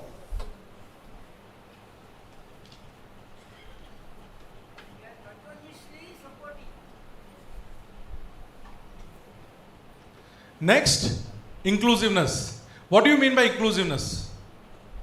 What do you mean by inclusiveness?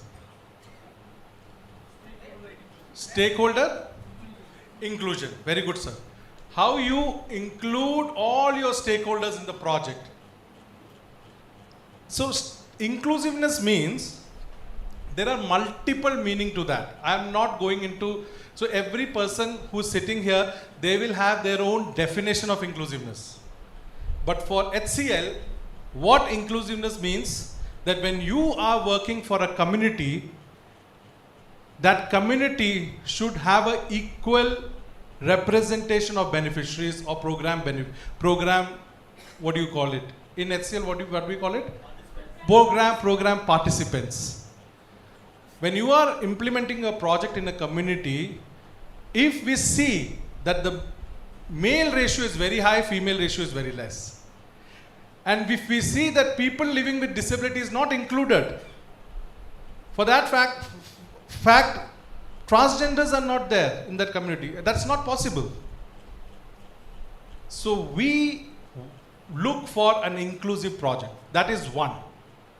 Now the second parameter which we use in the inclusiveness is how you are using the existing resources of the government which is already there. Rather, you are not starting a parallel program which government is already running. Because every CSR company today knows what government is, because CSR companies are closely working with government. So when we come into a state, for example in Hyderabad, Mahinder is the person who is managing the entire project for HCL Foundation.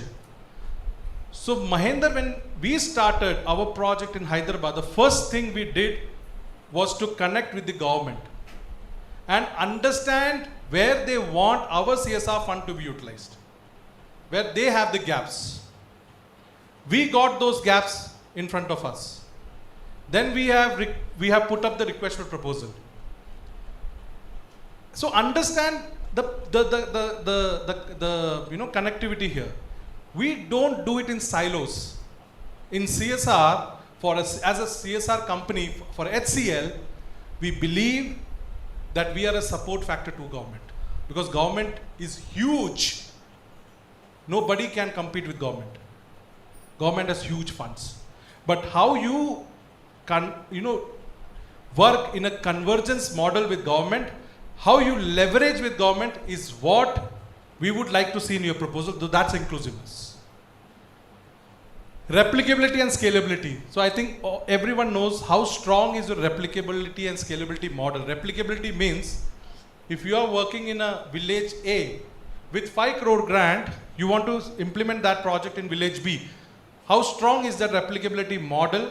We will come and see during our field visit that what is the success factor in your village A, and what is that you want to use it as a success factor for village B, where the need is there. So that replicability model.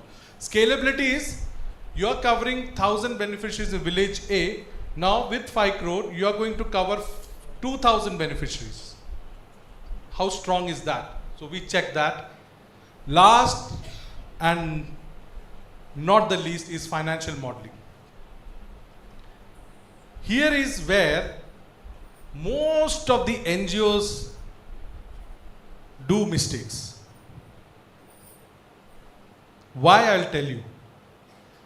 You might be a great performer in your community. You might have the greatest connection with your community for whom you are proposing this project. But two things, if you don't have, and which is there in the report today, and that is also more than 50% of the NGOs which is lacking, is the right technical expertise in your team who can handle that project. Not everyone can handle all technical projects. If it's an environment project, you should have environmental studies, people who have done that environmental studies in that area. If it's a health project, you should have a health expert in your team.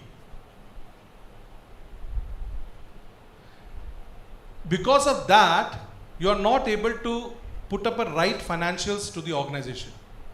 I'll give you some examples. You want to run you want to work for a community. एक anganwadi center है.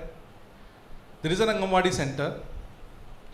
So what we do, instead of using the existing Anganwadi center which government already has, which might require some rectifications or some infrastructure development there, and with what you can actually, and some staff which, or if government has, that's fine. If they don't, if you deploy some your staff there for some period, show it as a success model there with the government, and then government will take it up. Instead of that, what we do, we propose a parallel building. Okay, this building we will construct, these many children we will get, this will be a staff.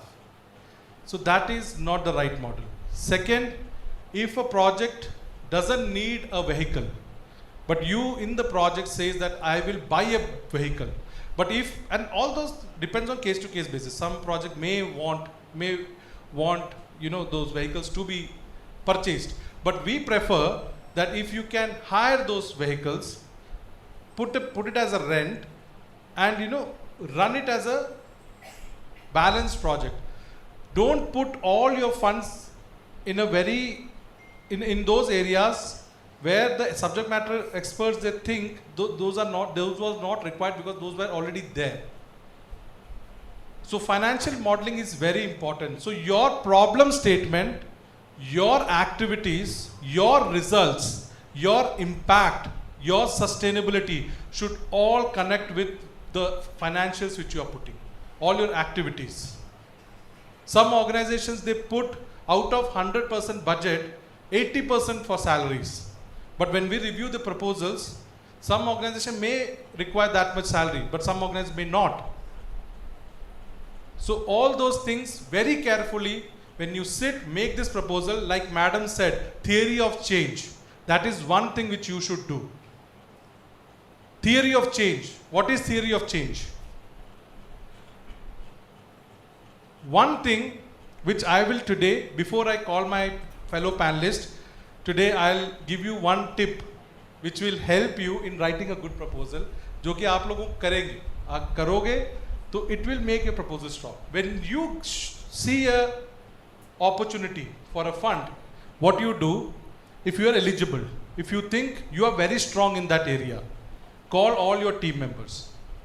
Call all your team members from your project, from your finance, from your HR, from your project, जो आपके on ground जो लोग हैं जिनको actually पता है, call them. Sit in a room. Put up a chart paper in front of you. Write theory of change. Start with the problem statement. First start with the problem statement. Against that problem statement, what are the activities which you will do? Write 4-5 points, 4-5 problem statements, 4-5 points. Any data, facts to cover up that problem statement. That is very important. When you write your proposal, make sure you have enough data and secondary data to prove that there is a problem. Then your activities, then your output. What is the short-term outputs which you can see every year, and then overall outcome. अगर ये आपने सारी team मिलके, because सारी team का जरूरत है वहाँ पे, उनका input जरूर लेना, and don't depend on these consultants, because if you write your proposal through consultants, CSR companies, they know who has written this proposal. First, second, the probability of getting getting selection is going down because they don't know what you are doing. They are just writing it on your behalf. The best people who can write proposal is you. We are not seeing how good is your English here. No, we are just seeing the content. You just write 4-5 points, we will get an idea in the concept note itself. Ki what is that you want to put in your proposal? Okay, so we'll continue with that. I'll just call upon my fellow panelists because you'll get to hear from them as well. So, first I would like to call upon Dr. Dhruv Mankad. He is a senior subject matter expert. Please give him a round of applause. Dr. Dhruv Mankad is a senior subject matter expert from HCL Foundation with 40 years of experience in public health. He was trained in Armed Forces Medical College, Pune, and he was a MacArthur Foundation Fellow. So, sir has evaluated and implemented where lot of primary health care models in maternal and child health, nutrition, maternal mental health, collaborating with corporates and all. And he has been a subject matter expert from edition 2. Rather, myself, I was very junior. Today also I treat myself very junior to sir. When I joined HCL as a health expert, I was so fortunate to sit beside sir. As a consultant, I was also hired as a consultant, the junior most consultant, and he was the senior most consultant. And we were just sitting next to each other, and when he was talking, I was just thinking, मैं क्या ही present करूँगा किसी NGO का? Sir इतना अच्छा present कर रहे हैं. So that's the kind of knowledge he is carrying. So thank you, sir, for joining us. Next, I would like to call upon the stage Mr. Suraj Abraham. Suraj Abraham is a corporate and soft skills training personnel with over 24 years of experience. He also offers regular trainings, programs with clients like Cochin Shipyard, Dhanlakshmi Bank, Bharat Petroleum and many startups. He is a founder secretary of the NGO Planet Earth. So Planet Earth is an HCL grant winner in the environment category, and they have won from Kerala. And you will hear from Suraj how he cracked the HCL grant selection process, the stringent selection process, and what changes have come into his organization and into his people who are working there. So, very warm welcome, Suraj. Okay, so I am going to ask these questions on behalf of the NGOs who are here today, and I'm sure they are also eagerly waiting to hear from you. Okay, so Suraj, I'll start with you. When you were selected as the winner of the HCL grant in the environment category, nobody knew Planet Earth as an organization. And when we also saw your proposal, we also didn't know you. What made you, motivated you to apply for HCL grant? One. Second, how you cracked this HCL grant process? Yes, sir. So good afternoon, everybody. Just last year, 2023, we won the grant. Okay, just last year. Yeah. So good afternoon once again. Like Robin sir asked right now, when we had applied for the grant, we were virtually unknown and unseen. We were probably a very tiny organization. We are still very small, in fact. When we applied for the grant, it was not for the first time. In fact, we attended the very same symposium that was hosted in Kerala around 7 years ago, if my memory is correct, 2018, right? 2018, so it was hosted in Kerala. And because it was my alma mater where this was happening, I decided to drop by, not by invitation, but then just out of curiosity, because such a big company is hosting this symposium, why not go and attend? It could be an eye-opener. And when we listened to the same people speaking, in fact, we felt, okay, why not give it a shot? We were that amateurish at that time, so we thought we'll just apply for the heck of it. And that's how we gave our first application. Long story short, we were rejected in the first round itself. But then we decided to keep on trying because we felt it was worth the effort. So in fact, last year when we got the grant, it was our fourth attempt, not the first, it was the fourth attempt. And every time we were able to advance one stage further. Just before last year, we reached the semi-finals once. And then, of course, you have the fuel, you have the fire. So you kept on going ahead. So each time we applied, it was a learning process. It was a learning curve for us. We went back to the drawing board. We tried to redraft our proposals. It is intense. I would never use the word easy for this. It is not easy at all. It is really very tough. And even last year when we, just last year we heard that the environment category, the award went to Jim Corbett. So we were like, oh my God, where is Jim Corbett and where are we? Even when we had attempted for it, our competitor was TIS, Tata Institute of Social Sciences. So we were like such a tiny organization as ours, and that's where HCL has this wonderful message across to everybody that size doesn't really matter, because they give a lot of weightage for the project, and thankfully we were able to come up with a good project, and that's how the weightage came to us. So cracking is not easy, but it's worth the effort, because I can promise you, once you crack this, the due diligence 7-8 rounds, after that, you're suddenly in the limelight. Like last year, after winning the HCL grant, we've got a couple of other CSR projects coming our ways itself, and they did not really do the due diligence after this because they said you've already cleared HCLTech grant, so it's not worth going through the entire process again. It was very easy to get funds after that, but HCLTech fund is not easy. It is not easy. But, like Sir said, it's really a stringent process, but I would rather say there is nothing impossible. That's what I have learned from many NGOs like you, and one of my favorite, you can say my role model, Sachin Tendulkar. So in his dictionary, he's always said, impossible word is not there. So nothing is impossible, guys, who are all sitting here today listening to us. If you have your passion, if you have a dedication, and if you give us a right proposal, believe me, there's nobody who can stop you from getting selected as a winner of HCL grant. Sir, my next question is to you, sir. You have been in the HCLTech grant. It was called HCL grant when it was recently we have rebranded it to HCLTech. So it was HCL grant when we all joined. Sir, you have evaluated so many proposals. I think from north to south, east to west, all proposals you have. And sir has also traveled so many states and districts and all these villages to go sit with these NGOs, understand their project, spend 2 to 3 days there, come back with his findings and submit as a report.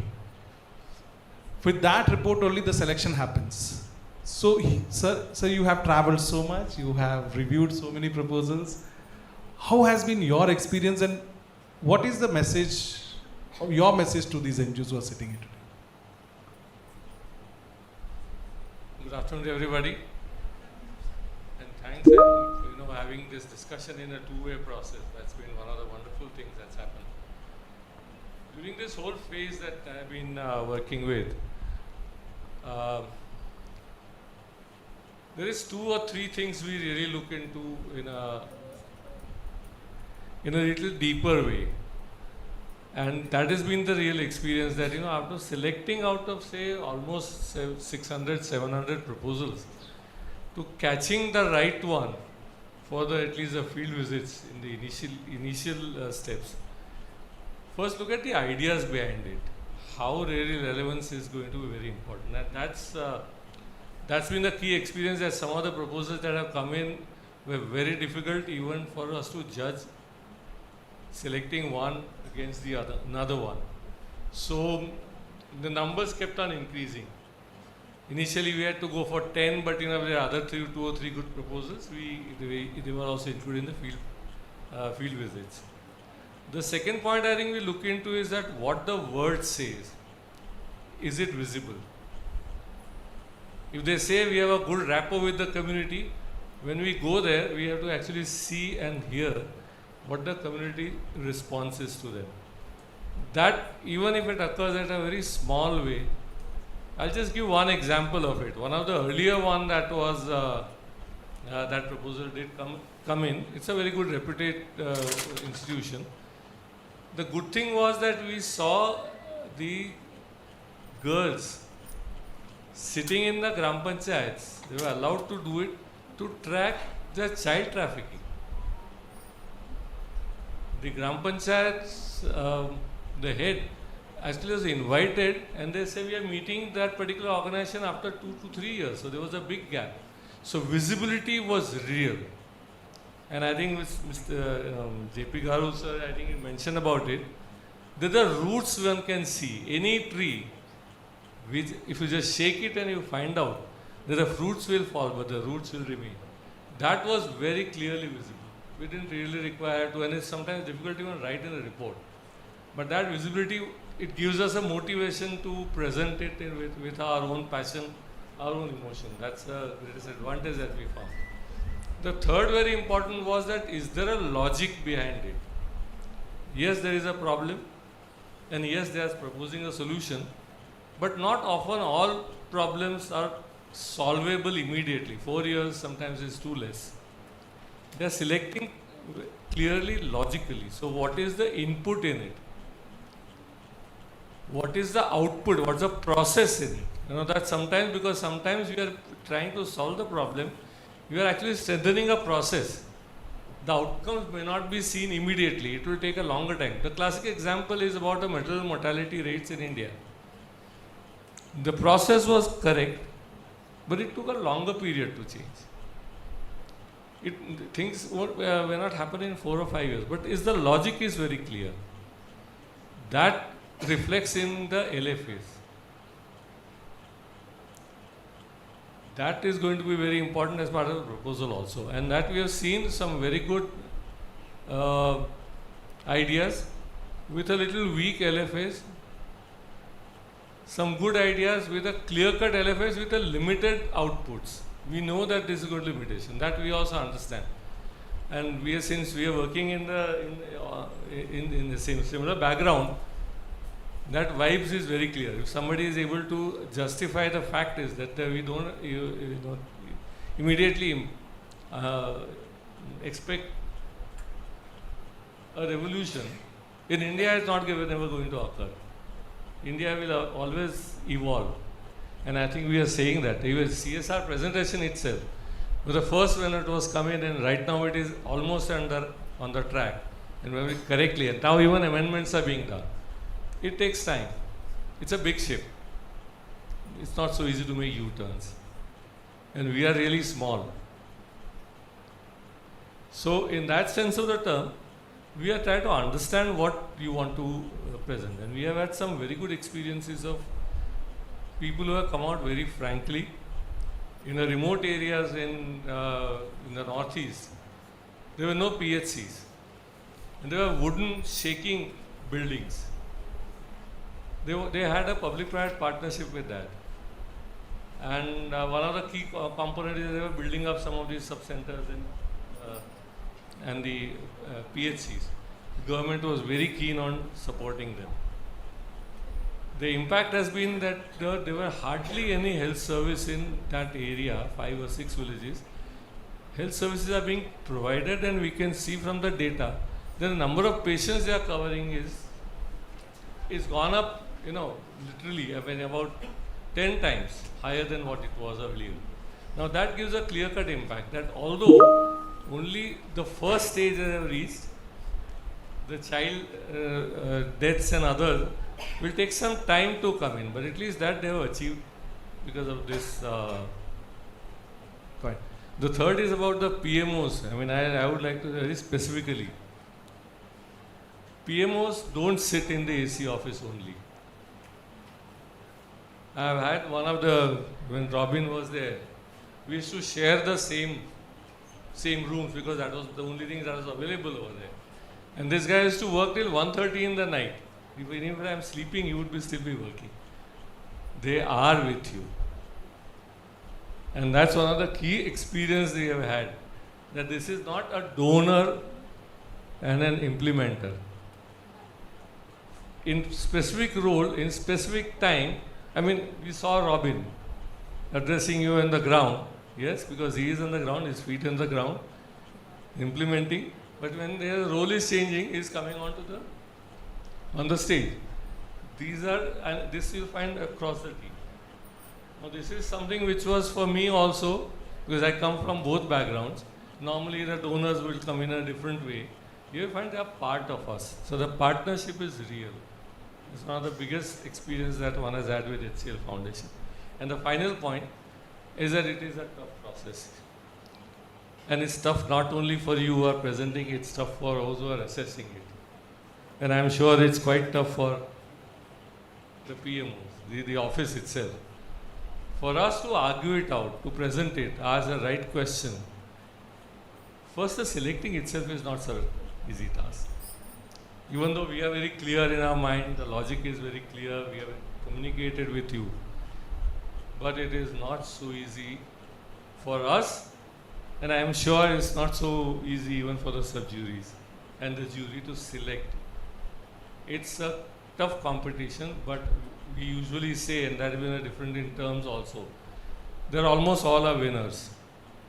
We saw the match this time. I mean, South Africa and India really fought it out. And that's the whole process in it. But the product that comes out of it is very rich. This 10 is just the tip of the iceberg. There are several others. Proposals which are really good. That shows the estate that has been mentioned about NGOs. That reflects in the mass ideas, the ideation, that the proposals from your side will come in. That's the real fifth estate. Thank you so much, sir. Sir mentioned PMO. So, काफी लोगों को लगा होगा कि whether it's a Prime Minister's office. It's not Prime Minister's, our HCL Grant Project Management Office, which is me, Rimisha, Anisha, and we have some more team members who are in Noida right now working there. So it's our project management office. And sir also mentioned that, yes, we went to the field, we go to the field, we check all these NGOs on ground. Sir mentioned 3 points: relevance, visibility, logic of what you proposed. So ये सब हम check करते हैं. And sir also mentioned that we shared bed because there was no facility there. एक ही bed था, तो that room में हमें. So I thought of, because मेरे body size से sir और मैं share नहीं कर सकते थे. So I thought कि sir को पूरा rest मिलना चाहिए. Instead I'll work. So at least एक बंदे को तो पूरा rest मिले. So, but anyways, so that's on a lighter note. But anyways, okay, now Suraj, final question before we depart from. I know people are really hungry right now. They will kill us if we talk more. So now all NGOs today who are actually sitting here and who are seeing is live. This is a live streaming which is happening, and if you go to our website, all these live streamings of all these places wherever we have done a symposium, you can see it year-wise from whenever we started live streaming. So what is your message to these NGOs who have been applying to all the CSR, not only to HCL Grant, but to all other CSR companies? What is your message to them? What are those 3 to 4 or 5 things which they should keep in mind while approaching any CSR company with their project or whatever they would like to do when they approach the CSR company? With everybody's permission, I've made a note on this because I was expecting this question. So I would like to refer my notes. Now, everybody who is running an NGO, we are all driven by passion. We are all doing good work. I would use this as a blanket statement because that's why we're here. Whatever we are doing, we're very passionate about it, and we are all doing good work. So if everybody is doing good work, why should a corporate give just our NGO money? Very simple question. If everybody is doing good work, why should a corporate give our NGO money? So I'll use my experience, our experience when we applied for HCL and other CSR funds as well. See, one question that we found is when we break it, like Robin sir's presentation is excellent, but I'll break it into very simple things that we do in our organization. Each time we apply for a fund, we ask ourselves the question, what are we applying for? Then we ask our question, why are we applying for this? How are we going to present it before the company? How many people are we going to touch, or who's going to be the beneficiary crowd over here? Where are we going to implement this? Because our office is located in an urban area, but the project that we applied for was in a rural area. That's how we got through with the project. So where are we going to apply this? When are we going to, what's the timeline we're looking at? And do we have a baseline before we actually apply? Because unless the company or the corporate has a baseline reference, they would also not be clear what we are talking about. So this is how we actually do it. Our drawing board is all these questions, WH questions: what, when, which, why, where. We ask our questions repeatedly, and that's when we start the project writing. Second thing is that we always keep in mind the corporate is going to give you money. And we're talking about huge money over here, right? We're talking about 5 crores. What is the guarantee we can give the company that this money is not going to be siphoned off? This money is not going to be misused. The company needs the guarantee because Robin sir is sitting in Noida, we are in Kerala, extreme ends. Robin sir cannot come every day and check our books to see whether we are spending this money properly. So yes, the government compliances are there. You have your 12A, you have your ATG, you have your FCRA, you have the IT department watchdog, that's all there. But then beyond and beside all this, the company wants a guarantee that this money is going to be looked after well. So that is why we have our policies in place, our financial policy, our accounting policy, our cash management policy, our procurement policy. This is all very important because the company wants to know, number one. Number two is, Robin sir talked about inclusiveness. So we also have the other side of it where we are very clear about our policies on, say, sexual harassment, on, say, conflict of interest, whistleblower.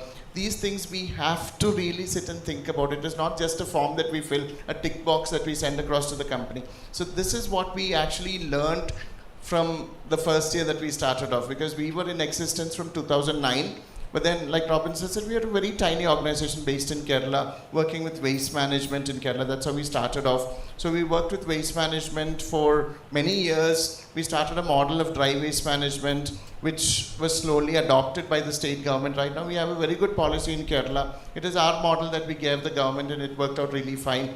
And then beyond that, we used 4 D words. I use them as D words because they all start with D. I would like to share this with everybody. First of all, the desire. We all have the desire for funds, right? We all have the desire to do good work. And if the funds keep coming, we can do good work. Second thing is direction. Okay, second D. Third one is discipline. And that's very important because there's a lot of hard work that goes in. Now, everybody who's sitting over here will appreciate the fact and agree with me when we say that we're putting in hard work. But let me tell you a secret. Till we got HCLTech grant, we were probably putting in 8 to 9 hours of work. After getting HCLTech grant, we are working 12 to 15 hours per day right now. Do you understand? Because we have been given, the bar has been raised very high right now. So every staff that we recruited after this, to be very honest, even with Robin sir here, we did not really bother about qualifications after that. We were really concerned about how much they committed to the project, would they really put in, bring in like your heart and soul into the whole project. So I'm not joking when I'm telling you that we're putting in nearly 10 to 12 hours of work every day right now. It is a lot of work, but on the other side, HCL had the hand holding, it is absolute. They are so friendly when they come, even for the due diligence. We had experts coming over, people like Dhruv sir were coming, scientists, auditors. When they come, they would not be critical of your organization. We have a lot of deficiencies. As NGOs, we know that for a fact. So they'll come, they'll smile at us and say, why don't you correct that? And there's no point in feeling angry about it because we're just learning, right? We live and learn. So one of the auditors actually came to us the first time and he said, rather than look at HCLTech grant, why don't you look at the low-hanging fruits? This is the very word that he used. So then we realized that maybe we're not that good. We should not be aspiring for HCLTech grant. Then we came back, we rubbed the whole thing off and we said, we'll start from scratch again. The next auditor came down, he said, pretty impressive. Pretty impressive. You know what our size was? The size of our office was 12 people. And he said, pretty good. Just 12 people in our office. Okay? So I can assure you that HCL is not really judging us by size. After that, I would like to sum up by saying that after getting HCLTech grant, we have transitioned 360 degrees. We have changed from an organization that was driven by pure passion. Now we are driven by professionalism, number one. Number two is from, say, people driven, we have moved into process driven right now. We are making very sure that even if we move out, the work should go on. And just out of curiosity, if anybody wants to know what is the project that we were doing, that we applied for with the HCLTech grant, I'm sure that people are curious about that.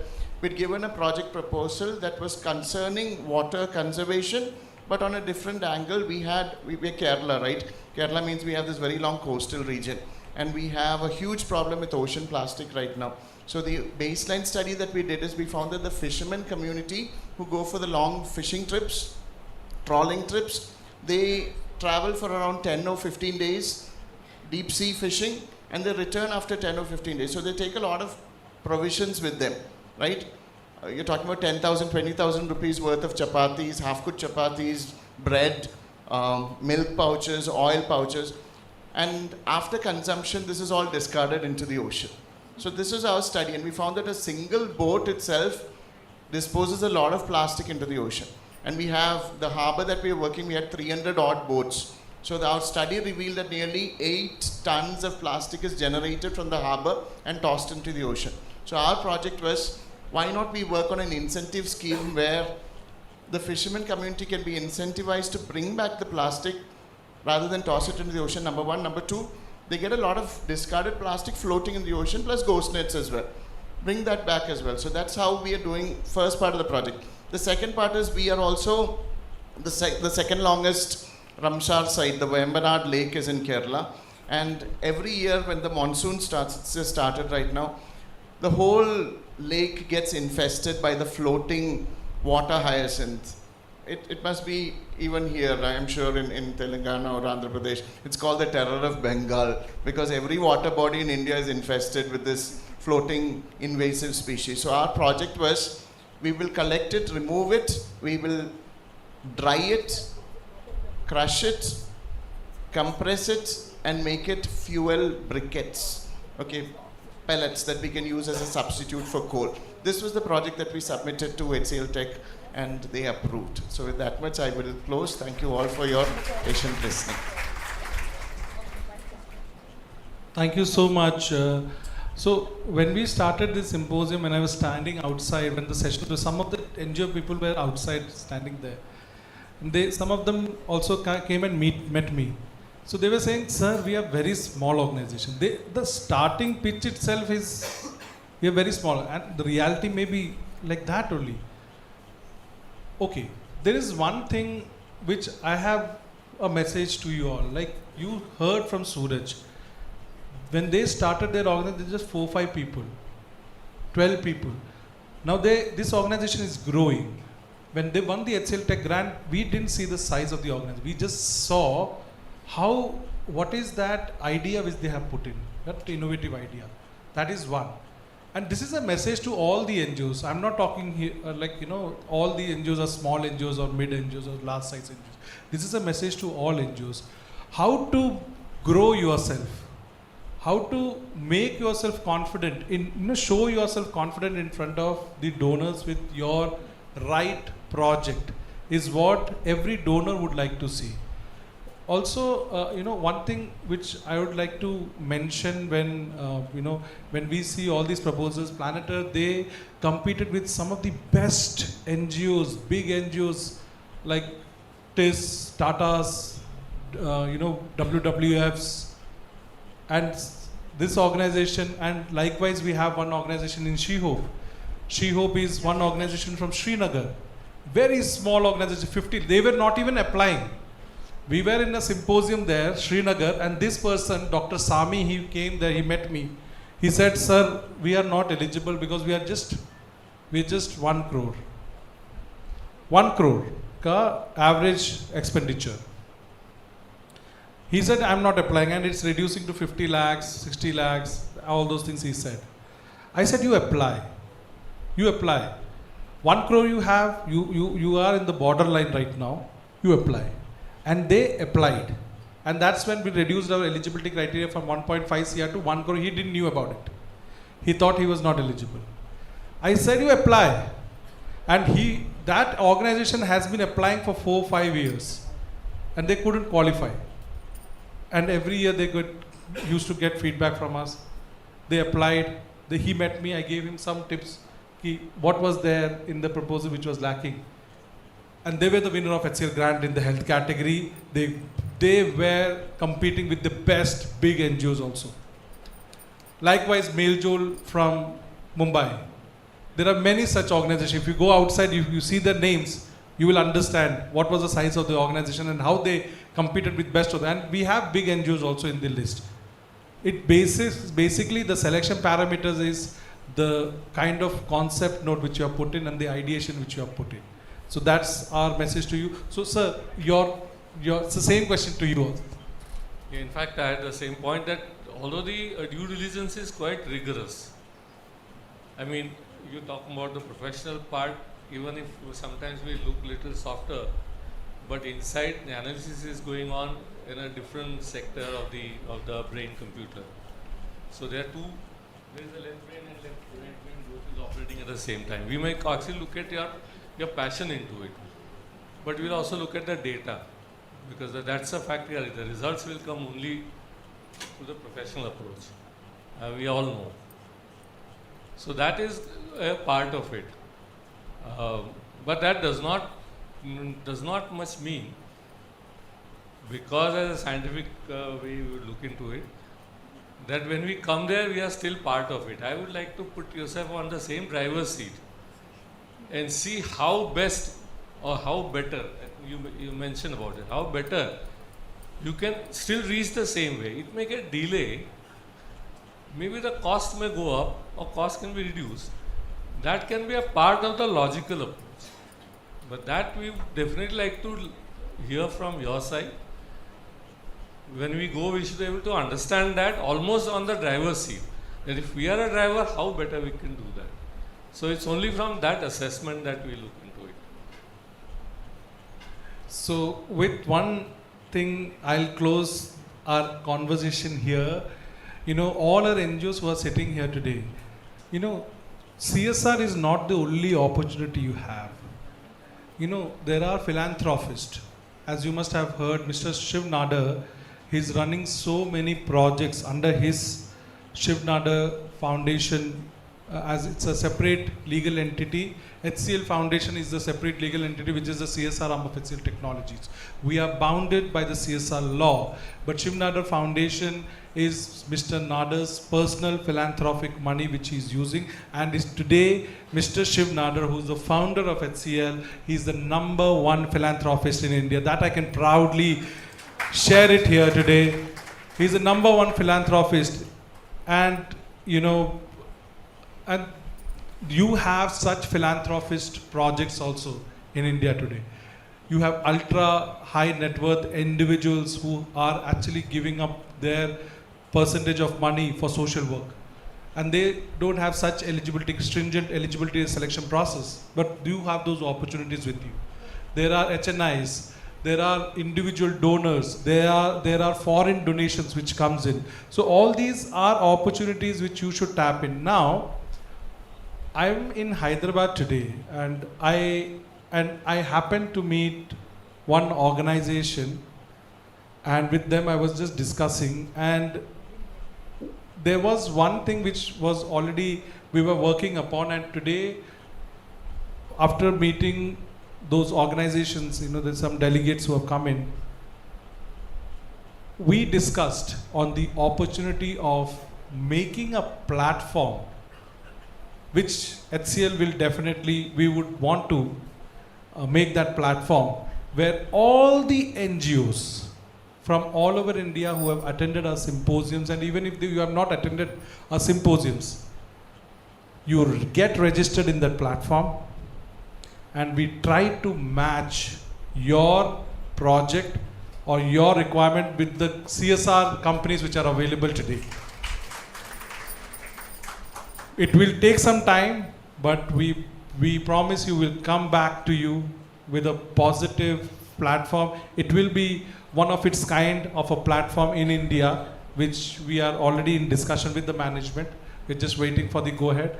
And if that platform comes in, so the individual donors and the individual NGOs who are in those areas, they can connect online. So that's our message to you. Thank you so much for your time. And if you have some questions, 1 or 2 questions we'll take.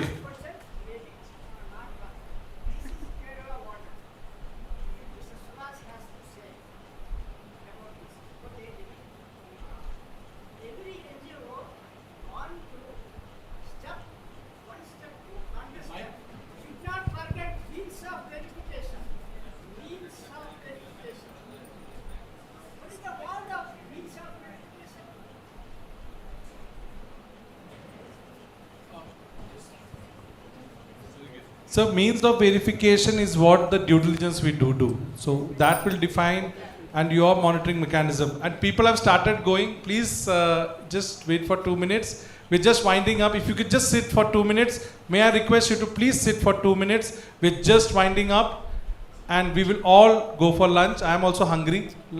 Okay. Just 2 minutes you give it to us, and we are winding up. We'll do that, sir. I'm coming outside. We'll meet. Okay, so we'll take all other questions. I'm just giving it to. That's it, Rimisha. We'll take your questions outside. We are there only for lunch. So over to you, Anisha. Thank you so much. I believe that we have taken a lot of, we have had a lot of takeaways from this particular session. So to felicitate Dr. Dhruv Mankad, I'd like to call upon Rimisha from HCLTech grant.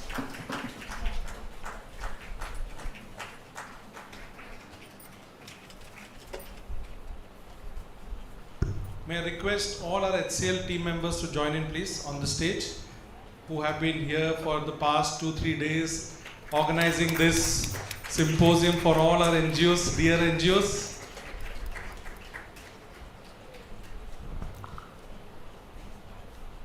To felicitate Mr. Suraj Abraham, I'd like to call upon Ms. Ishita Tiwari. Now all HCL team, please come up. Come up. HCL team. Puru, where are you? Purushottam, Ravina, all please come on stage.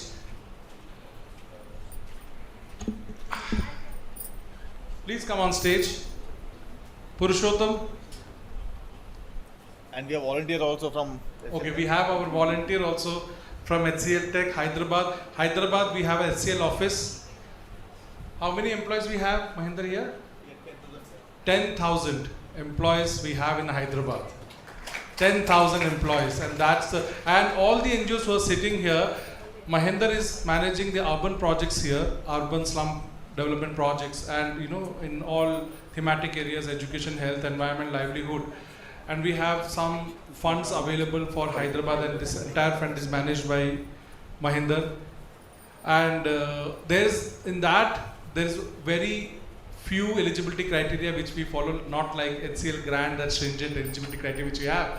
But there you can apply, like if any of you, your project, just go to our HCL Foundation website, you will find. I would like to take this opportunity to show you this team. This team has been traveling from June 9th, and today we are 1 month, almost 1 month, non-stop travel. And organizing these symposiums, starting from Chennai, Patna, Bhubaneswar, Shillong, now in Hyderabad, as I said, we'll go into Udaipur, Delhi, and Dehradun and Delhi. And this has been a roller coaster ride for us, because it's not easy to organize such event. And I'm big thanks to the CSR Box team, headed by Dr. Smita and Ravina, for doing all the groundwork here. NGO Box is our implementing partner for all these symposiums, Pan-India for HCLTech. And it's not easy, guys, to organize an event in such a scale. And wherever we have organized this symposium in these past 4 locations, it has been a house full. It has been a house full. And we had to take, separate conference rooms, separate chairs to accommodate. But this shows how much interest and with passion NGOs are participating in such symposiums, where there is no give and take, but only the knowledge sharing. We are also learning from you, and you are also taking knowledge from us. So thank you so much, my HCL team and all our NGO delegates who are here today. A big thank you on behalf of HCLTech. Sorry, I took the vote of thanks also. Okay. Thank you.